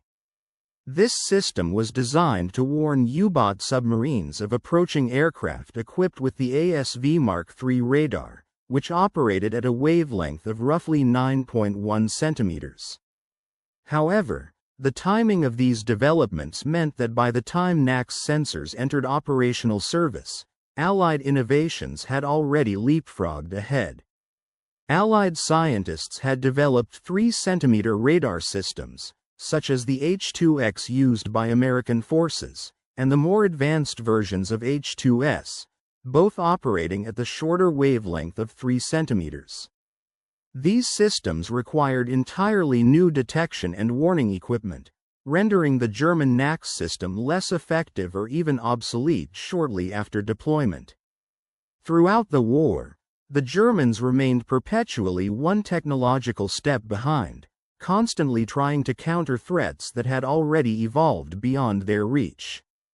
Their attempts to develop effective warning systems were often rendered futile before they could be widely implemented, due to the rapid pace of Allied advancements. While a Junkers J-88 night fighter, equipped with NAX radar warning equipment, did manage to land at an RAF airfield, instances like this were rare and often confused with reports from later in 1943. Specifically, on July 13, in the year 1944, a J-88G1 was involved in such an encounter, symbolizing both the persistent efforts of the German technological community and the persistent lag behind the Allies' technological edge, a gap that would ultimately influence the entire course of the aerial and naval campaigns during the war. The submarine had recently made a landing at RAF Woodbridge, carrying aboard a collection of sophisticated equipment, including the Fuji 3500 NAX-Z system, Fensburg homing apparatus, and the Liechtenstein SN2 radar. The crew was under significant duress during this operation, having become disoriented in the process, which led them to erroneously believe they were approaching a German military installation rather than a British airfield. Upon landing, British technical intelligence teams swiftly seized the opportunity to examine and analyze the Allied-provided equipment, extracting critical insights into the capabilities and limitations of German electronic countermeasures. The detailed scrutiny revealed that, despite the advanced nature of German engineering and the NAX system functioning as designed, it remained fundamentally a defensive tool, primarily designed to alert its operators to enemy radar emissions rather than to enable offensive actions. It became clear that while the NAX system could effectively warn of Allied radar signals, particularly those operating at a wavelength of approximately 9.1 centimeters, characteristic of first-generation Allied centimetric radars, it was incapable of detecting the newer, more powerful 3-centimeter radar systems that were already being introduced into service. This limitation rendered the system less effective against the evolving technological landscape of Allied detection and targeting capabilities. In response, the German Navy endeavored to develop tactical modifications to mitigate the superiority of Allied radar systems. Among these adaptations was the fitting of some U-boat vessels with additional anti-aircraft weaponry, transforming select boats into flak units armed with quad 20mm mounts and reinforced with heavy anti-aircraft armor. The logic behind this modification was rooted in a tactical belief. If U-boats could no longer conceal themselves from radar-illuminated aircraft, then they should instead remain surfaced, ready to confront attacking planes directly with concentrated anti-aircraft fire. Unfortunately, this strategy proved to be catastrophically flawed when put into practice. Allied aircraft, equipped with radar and capable of detecting U-boat positions from distances exceeding many times the effective range of their anti-aircraft weaponry, could approach from virtually any direction, often targeting from angles where the sun or cloud cover offered concealment, thereby limiting the U-boat crew's reaction time to mere seconds. The aircraft maintained a speed and agility advantage, giving them the freedom to select optimal moments and directions for attack, while the stationary U-boats merely waited passively to be struck. Communication between attacking aircraft and other forces provided additional complications for the U-boat crews. Radio transmissions from aircraft under attack were intercepted by Allied surface ships, which could then swiftly redirect fire or engage with other offensive measures, easily destroying the vulnerable, stationary U-boats. The so-called flak boat program, an effort to reinforce submarines with heavy anti-aircraft guns, had, in many instances, cost more submarines in revenue and valuable assets than the number of aircraft it managed to shoot down, symbolizing yet another failed attempt to compensate for the Allies' technological edge through tactical adjustments. The overarching lesson was clear. Such tactics offered no real mitigation against the Allies' technological superiority. In the fall of September of the year 1943, the Germans introduced an innovative countermeasure in the form of acoustic homing torpedoes, known as Zankkönig-Ren, designated officially as G7ES or T5 torpedoes. These torpedoes were specifically designed to seek out and destroy convoy escorts by homing in on the noise produced by their propellers. The initial batch, comprising roughly 80 torpedoes, was delivered on the first day of August of that same year, and widespread deployment began against Allied convoys on 18 and 22 toward the end of September. In theory, these weapons allowed U-boats to target and incapacitate escort vessels before they could effectively defend the merchant ships, thereby shifting the tactical balance somewhat in the Germans' favor. Early results from employing the Zahnkönig-Wren torpedoes appeared promising. Several escort ships were damaged or sunk during initial engagements, lending hope that this new technology might help turn the tide. However, the Allies swiftly responded by developing and deploying countermeasures designed to neutralize the acoustic threat. One such method involved the use of Foxer noisemakers, decoy devices towed behind ships, to confound the homing torpedoes, diverting them away from their intended targets.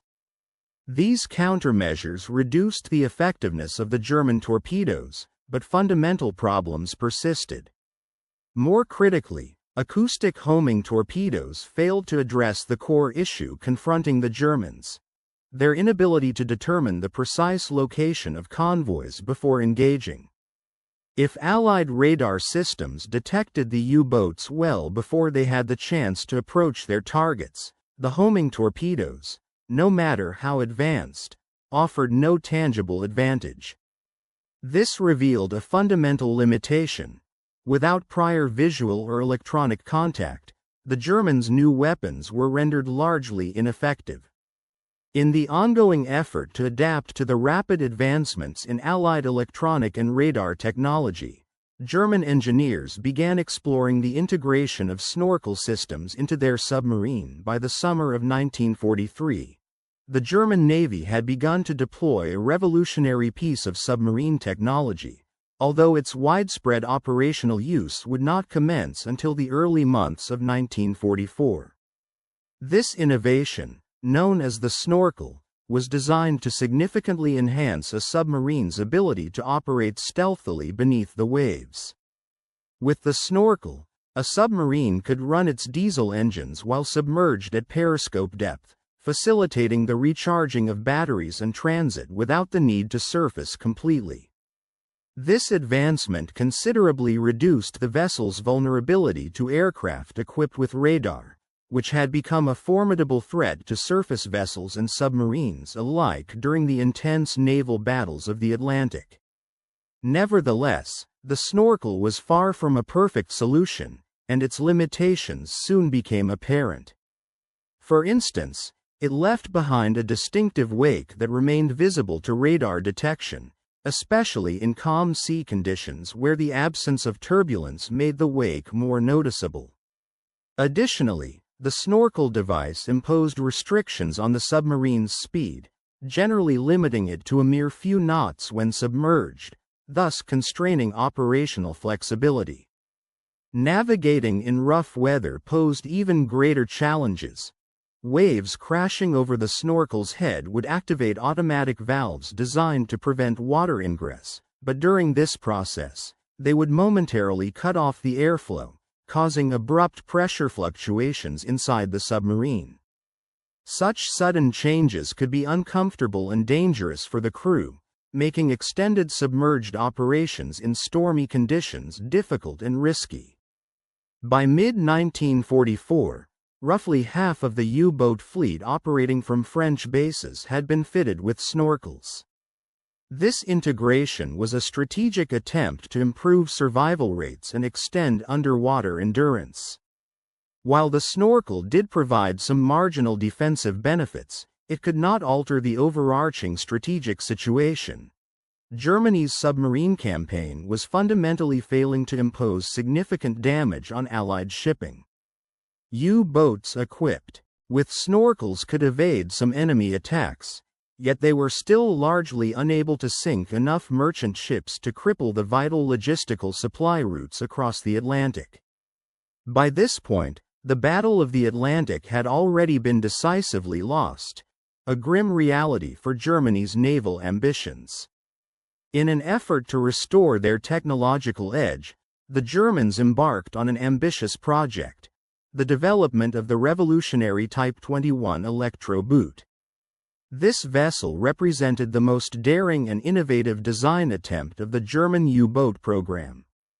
Its streamlined hull featured a radically different shape, aimed at reducing hydrodynamic drag and enabling higher submerged speeds. The Type 21 boasted a triple battery capacity, which allowed it to operate submerged for much longer periods compared to conventional submarines. Its submerged speed could reach an impressive 17.2 knots, more than double the typical 6.2 knots achieved by the earlier Type 7 boats.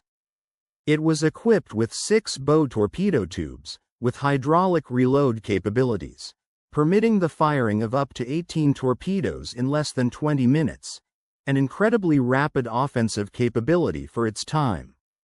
Additionally, the vessel installed sophisticated sonar systems, enhancing its underwater detection abilities and evasion tactics. The advantages of the Type 21 were immense. It was theoretically capable of outrunning most surface escorts while submerged, allowing it to conduct its missions with greater autonomy and stealth. Moreover, its extended underwater endurance implied a potential to remain submerged for prolonged periods, complicating Allied anti-submarine efforts. Had this advanced design been introduced into service in 1943, rather than the more delayed release in 1945, it could have significantly prolonged the Battle of the Atlantic, potentially altering its course. However, the reality of rushed production and hurried deployment undermined these lofty expectations. The rapid manufacturing process inflicted severe quality control problems. Out of the 118 boats constructed, only 4 were fully combat-ready before the conclusion of the war. In fact, by the war's end, only 2 of these vessels had even conducted combat patrols, both in the spring of 1945, and both failed to sink any enemy vessels before Germany surrendered. The final patrol of the Type 21 Electro-boot served as a poignant symbol of both the potential and the futility of German technological innovation during the war. The U-boat designated U-2111, the first of its class to see operational service, departed on the 30th of April, 1945. It was commanded by Corvette Captain Adelbert Schnee, one of Germany's most experienced and successful U-boat commanders. This patrol vividly demonstrated the remarkable capabilities of the Type 21. On the 4th of May, 1945, U-2111 detected a British cruiser task force and executed a flawless attack approach, reaching its firing position undetected, despite the extensive radar coverage of the Allies. Thanks to its superior underwater speed and near-silent running capabilities, the submarine managed to approach within range without detection. Yet, Commander Schnee decided not to launch an attack, aware that Germany had already initiated surrender negotiations. Instead, he surfaced and radioed his position on the 5th of May, 1945, bringing an end to the U-boat war. Not with violence, by the year 1943, the Allied powers had already secured a decisive upper hand in the ongoing conflict, thanks in large part to their relentless industrial efforts and groundbreaking technological innovations that they had systematically developed and deployed during the years of 2042 and 2043. These advancements, once fully harnessed, played a pivotal role in shifting the balance of power in their favor, establishing strategic dominance in key theaters of the war. However, it was only quite late in the conflict, when the tide was already turning against them, that the Germans received their most advanced technological equipment. Despite the importance of this development, it arrived too late to alter the overall course of the war. A detailed statistical analysis of the Battle of the Atlantic vividly illustrates this point, particularly highlighting the critical impact that the introduction of the cavity magnetron in early 2043 had on the outcome of naval battles. This revolutionary device, when integrated into Allied sonar and radar systems, greatly enhanced their ability to detect and track enemy submarines, which had previously been a significant threat. Between January and May of that year, during the initial deployment phase of the first-generation ASV Mark III radar, a period characterized by ongoing improvements but before the technology was fully operational across all Allied vessels. U-boat torpedoes managed to sink a staggering total of 245 merchant ships, which collectively amounted to roughly 1,289,000 tons of shipping. This period saw considerable German losses as well, with a total of 95 U-boats lost at sea, including the devastating loss of between 41 and 43 vessels in May alone. This was a critical period, highlighting both the intensity and the brutal scale of the naval conflict in the Atlantic.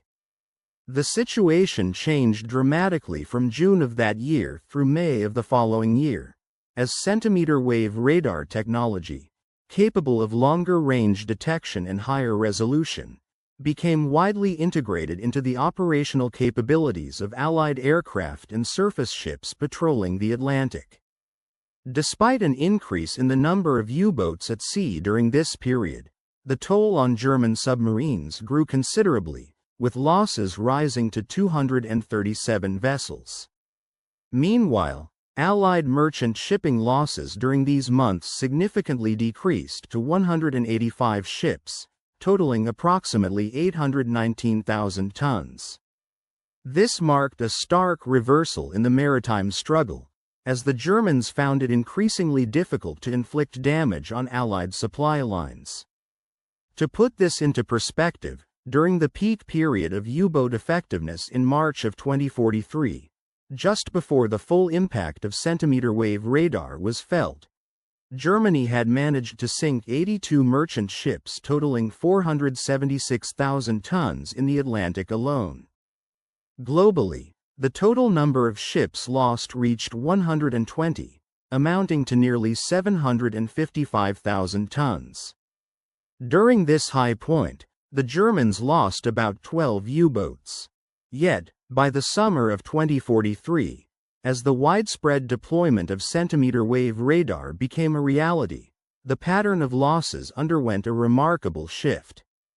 Typical months no longer saw the sinking of more than 20 merchant ships, while U-boat losses, although still notable, had persisted in the double or even triple digits. This reflected not only the technological advantage of the Allies but also the deteriorating strategic position of the German submarine fleet. The overall tonnage war, the relentless struggle over the control of maritime trade, had now become nearly unwinnable for Germany.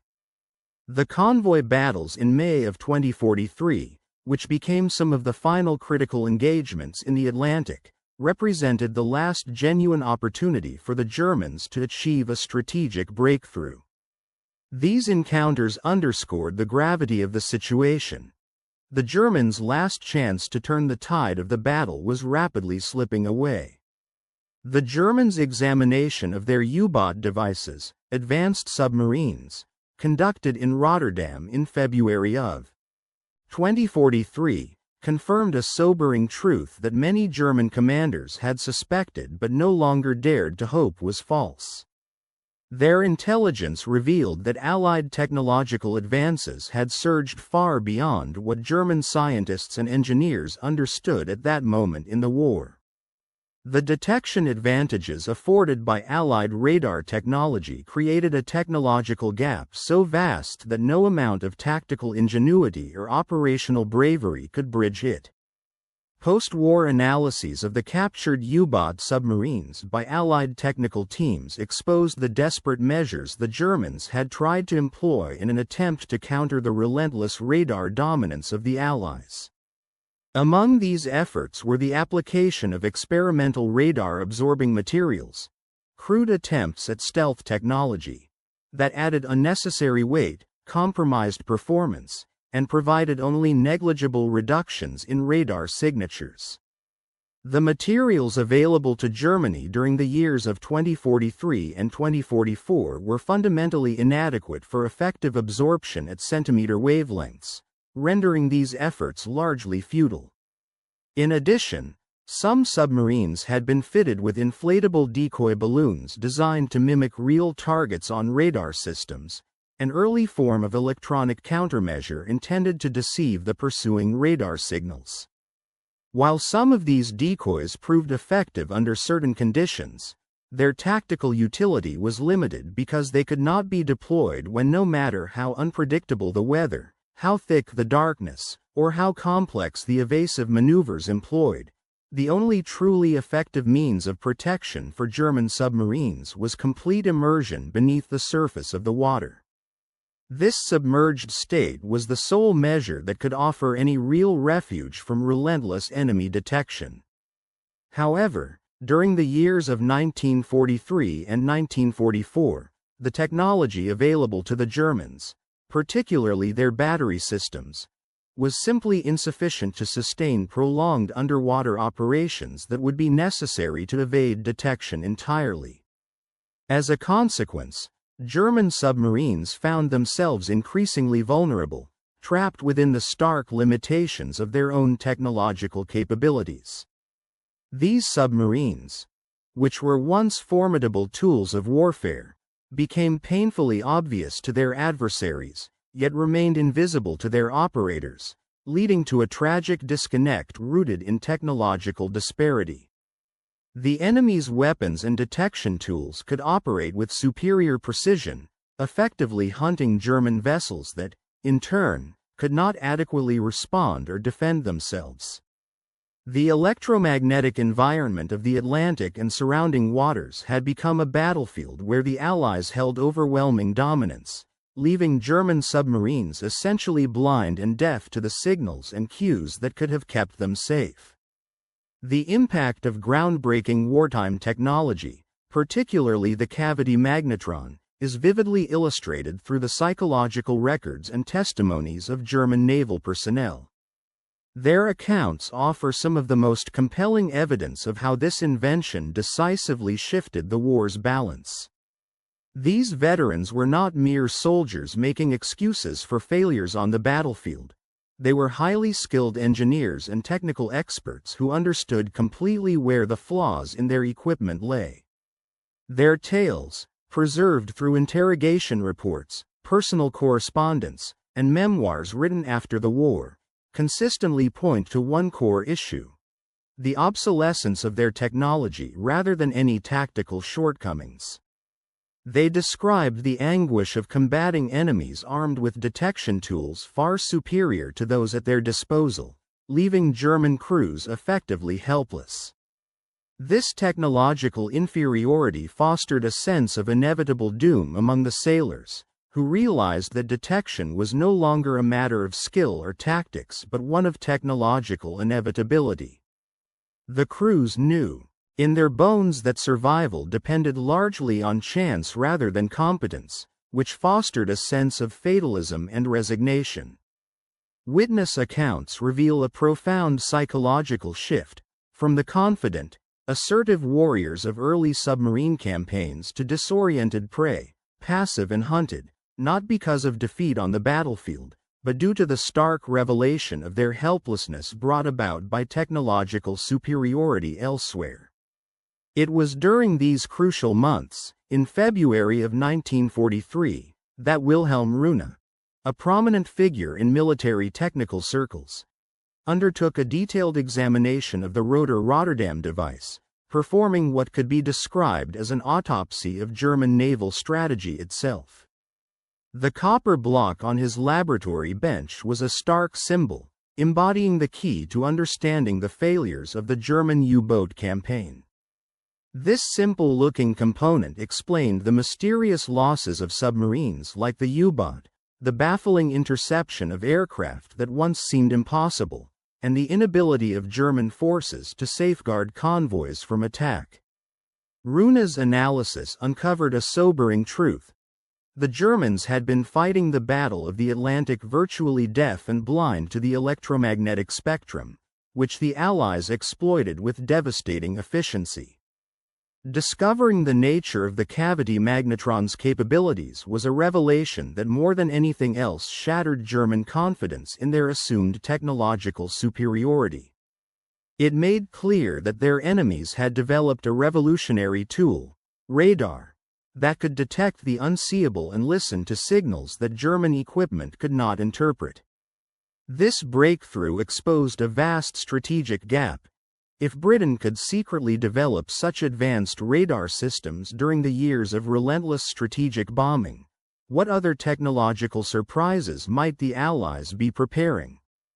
The realization that the Germans were fighting in an environment where their own technological understanding was decades behind the Allies' innovations was a blow that deeply affected morale at all levels of the German military. The psychological toll of this discovery cannot be overstated. Confidence in Germany's technological dominance, a core pillar of its wartime strategy, was shattered. This loss of certainty fueled anxieties among military planners and commanders, who now had to contend with the unsettling possibility that their enemies possessed tools beyond their grasp. As a result, resources that might have been used to develop countermeasures were diverted into frantic, often too late, efforts to match or counteract the new Allied capabilities. Intelligence reports and strategic assessments in the aftermath of the Rotterdam analysis became markedly more cautious, frequently assuming that the Allies had weapons and detection systems far superior to anything currently known or understood by the Germans. By the beginning of the autumn of 1943, the Allied forces had succeeded in mass-producing models of their advanced centimetric radar, which then equipping hundreds of aircraft and naval vessels alike. These systems, integrating wavebands in the centimeter range, marked a new era of radar technology, enabling the Allies to detect and target German submarines and ships with unprecedented precision. Throughout this period, the development of these sophisticated radar units was accelerated, embodying one of the most significant technological leaps of the starting in the year of 1941. A significant breakthrough in naval detection technology was introduced with the deployment of the 271 Naval Radar System that utilized cavity magnetron technology. This advanced radar was installed aboard convoy escort ships, greatly enhancing their ability to detect and track enemy submarines surfaced on the ocean's surface from distances reaching as far as 20 kilometers. Additionally, it could identify periscopes at approximately 900 yards, providing vital early warning capabilities that had previously been unavailable. This formidable system operated at a wavelength of 9.7 centimeters, delivering a peak power output of 70,000 watts, which contributed to its exceptional detection range and reliability. Building upon these technological foundations, the Royal Air Force Coastal Command began equipping its aircraft with the airborne ASV Mark III radar starting in March of 1943. This upgrade allowed patrol aircraft to scan thousands of square kilometers of ocean surface, effectively detecting German submarines and surface vessels regardless of weather conditions, sea state, or visibility constraints, dramatically increasing the Allies' ability to counter maritime threats. Simultaneously, American efforts produced the H-2X radar, an advanced iteration of the earlier H-2S system. Operating at a wavelength of 3 centimeters, the H-2X provided bomber crews with sophisticated navigation and targeting capabilities that rendered adverse weather and darkness largely irrelevant. This technological leap was made possible by the same revolutionary cavity magnetron technology that, back in February of 1943, had captured the interest of researchers, including a notable researcher named Runge. The development and deployment of these radar systems represented a crucial turning point in the Allied electromagnetic dominance across the entire theater of combat operations. The Germans, recognizing the threat posed by this new technological frontier, attempted to develop countermeasures. Their efforts included the creation of devices intended to jam or deceive radar signals, along with warning receivers designed to alert crews of incoming radar waves. These German countermeasures, attempting to neutralize the Allied advantage, absorbed vast resources and manpower, yet ultimately yielded only minimal operational success. Moreover, the German technological response included a shift in submarine construction toward designs optimized specifically for underwater operation, which was intended to reduce the prominence of traditional surface ships and create more effective underwater units. Concurrently, research programs delved into highly experimental and exotic technologies. These included underwater television systems for visual reconnaissance, passive sonar arrays for stealth detection, and hydrogen peroxide propulsion systems meant to enhance submarine endurance and speed. Despite the scope of these initiatives, none of these innovations achieved operational status before the end of the war. Each of these technological endeavors was a testament to German engineering prowess, driven by the desire to find solutions to the challenges posed by Allied technological supremacy. As the war drew to a close, it became clear that these efforts, while impressive, were ultimately overtaken by Allied innovation and industrial capability. The Battle of the Atlantic, a decisive conflict that spanned years, ultimately revealed a narrative of overwhelming technological advancement, collective industrial effort, tactical mastery, and extraordinary operational bravery. During the Second World War, Germany commissioned approximately 1,181 submarines, known as U-boats. Of these vessels, some 785 were destroyed during the conflict, with 648 lost to enemy forces and the rest either scuttled, involved in accidents, or removed from service. By the war's end in May of 1945, only 156 U-boats remained afloat and operational under German control. In addition to the vessels, around 40,000 men served aboard U-boats throughout the duration of the war. Tragically, approximately 30,000 of these personnel lost their lives in the line of duty, translating to a casualty rate of around 75%, by far the highest mortality rate among any military service involved in the conflict, on either side. These men displayed remarkable courage, resilience, and strategic skill, fighting bravely despite the overwhelming technological disadvantages they faced. Yet, even such extraordinary valor and expertise could not bridge the core technological gap created by Allied radar superiority. The cavity magnetron, an innovation developed at Birmingham University during 1939 and 1940, and later refined by the General Electric Company for military applications, represented one of the most transformative technological breakthroughs of the entire war. Its revolutionary ability to generate high-frequency microwave signals vastly enhanced radar detection capabilities, providing the Allies with a decisive technological edge. The significance of the cavity magnetron extended far beyond its immediate military applications. The microwave technology pioneered for wartime radar systems laid the foundation for developments in various fields, including communications, broadcasting, and scientific research. Its emergence marked a pivotal moment in the history of technological innovation, shaping the modern world in profound and enduring ways. Following the conclusion of World War II, the development and deployment of advanced communication and radar systems spurred a transformative era in technological progress.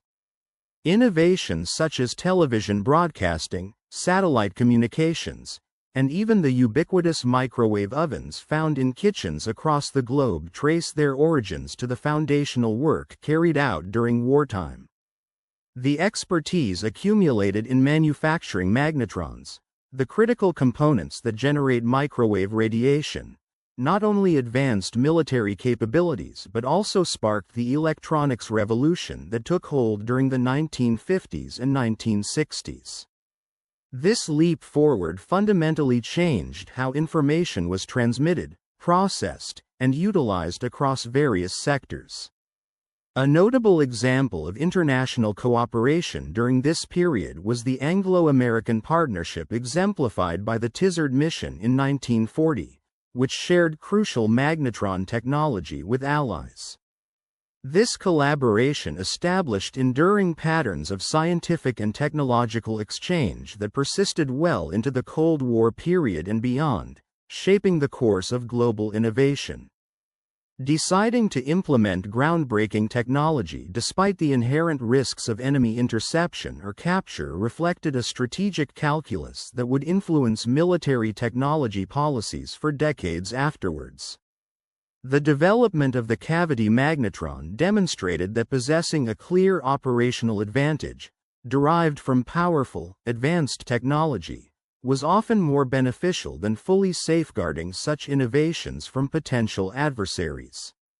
This principle relied on the understanding that, so long as industrial production could be scaled to produce large quantities of these advanced devices, the risk of the enemy copying or exploiting the technology was outweighed by the tactical benefits gained.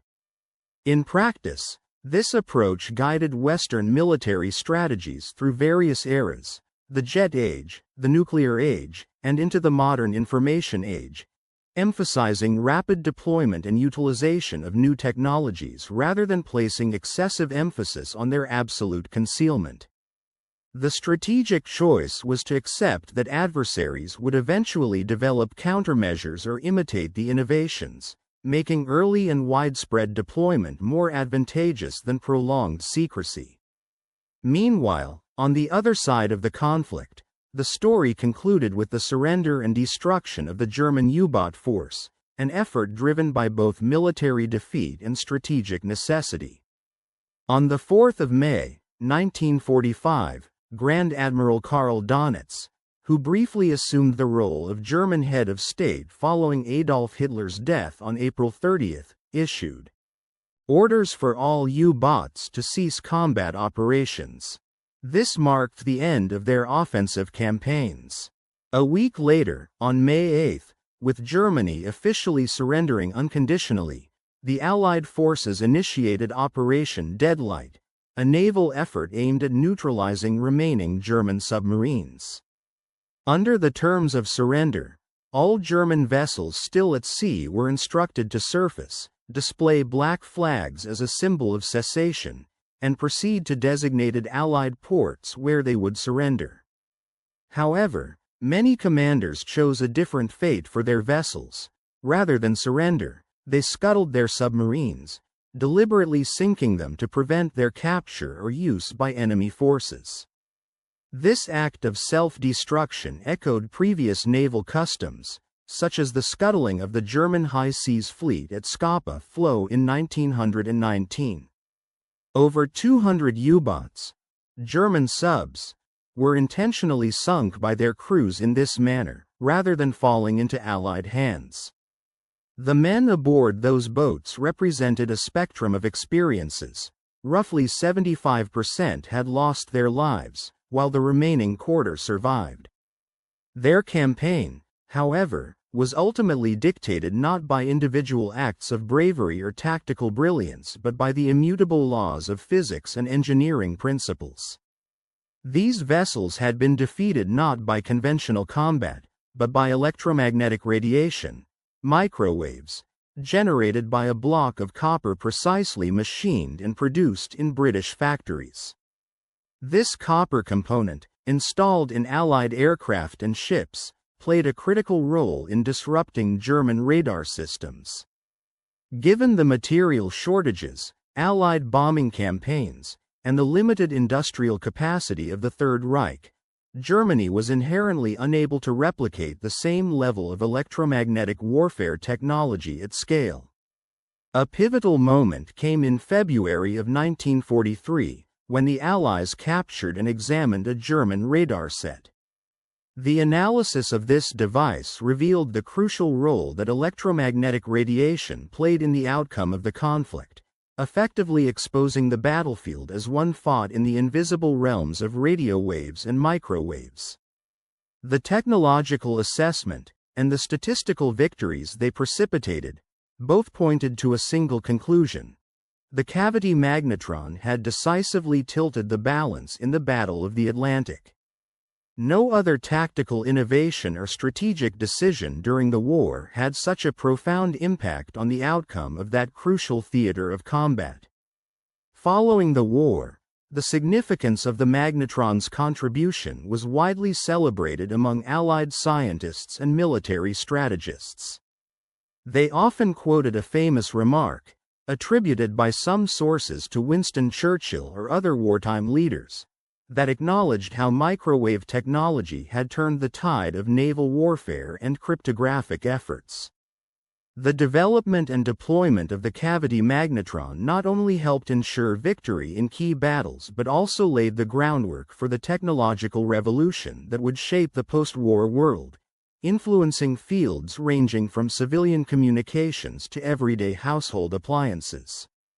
The story of the magnetron, as told by the eminent American physicist Luis Alvarez, who notably contributed to radar development at MIT's Radiation Laboratory, serves as a milestone in technological history.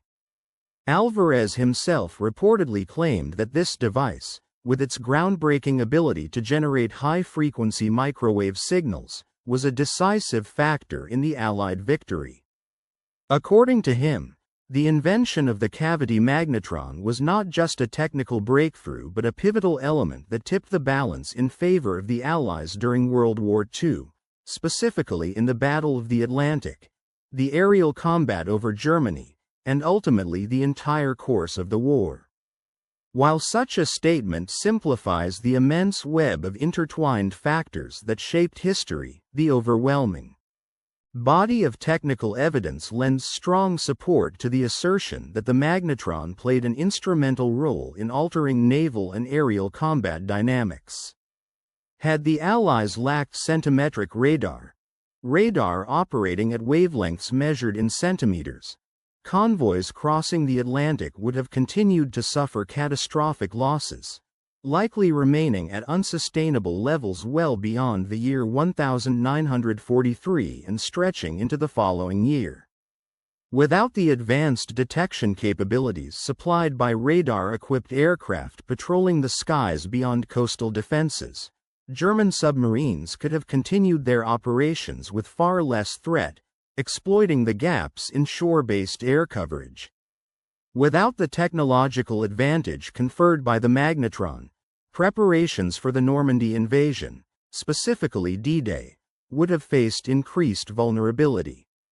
Submarine interdiction of the vast logistical buildup necessary for the invasion would have been far more effective, risking the entire operation's success.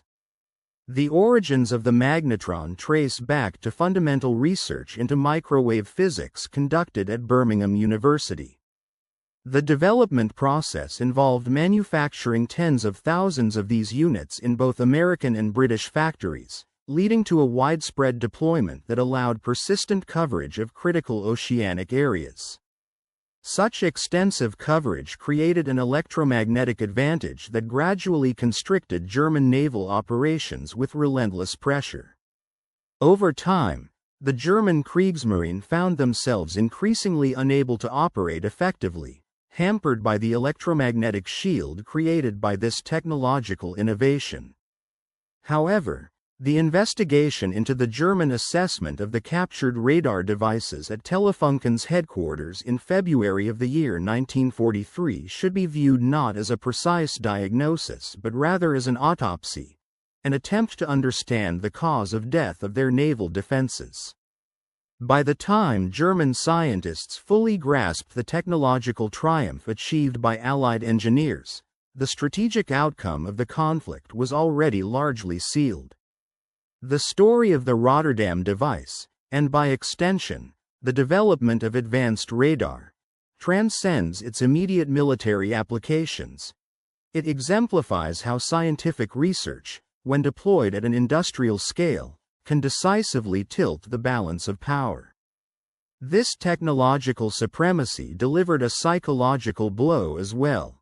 The realization of an opponent possessing capabilities that cannot be matched or countered has a profound impact, transforming confident sailors and pilots into hunted prey, their sense of invincibility shattered by the stark revelation of their technical inferiority.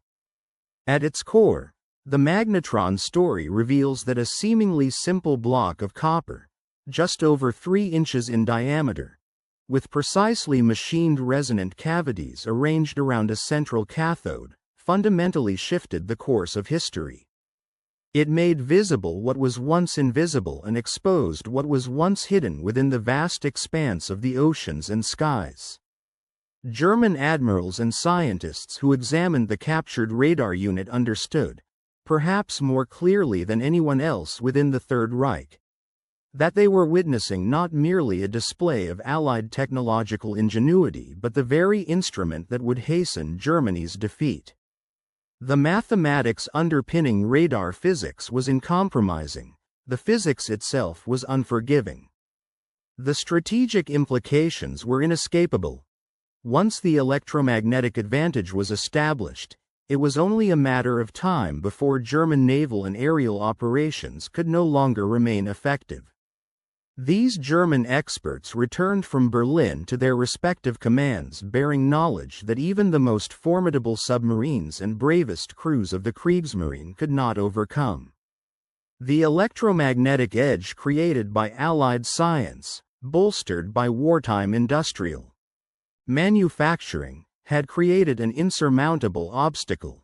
Despite the relentless efforts, despite their duty-driven resolve, they found that hope wanes slowly when faced with the relentless march of technological progress. Yet, they continued to fight, because duty commanded them to do so, knowing deep inside that the tide of battle had shifted irrevocably beyond their control. In essence, the magnetron was more than just an electronic device. It became a symbol of how scientific innovation, scaled and deployed during wartime, could decide the fate of nations. It encapsulates the profound truth that technological superiority, particularly in electromagnetic detection, can change the very nature of warfare, transforming the invisible into the visible, the hidden into the known, and ultimately, victory into a certainty for those who harness the power of science at scale. Their analysis of that solitary device revealed a glimpse into what lay ahead, offering them a clear vision of the future.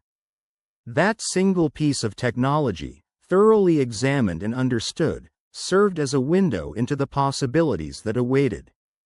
Through this careful scrutiny, they uncovered insights that could potentially shape the course of events moving forward. The discovery underscored the significance of that lone device, suggesting it held the keys to understanding forthcoming developments and perhaps even influencing the trajectory of their endeavors. In essence, just one careful examination was enough to unlock foresight into what was yet to come, highlighting both the power of observation and the importance of each crucial innovation.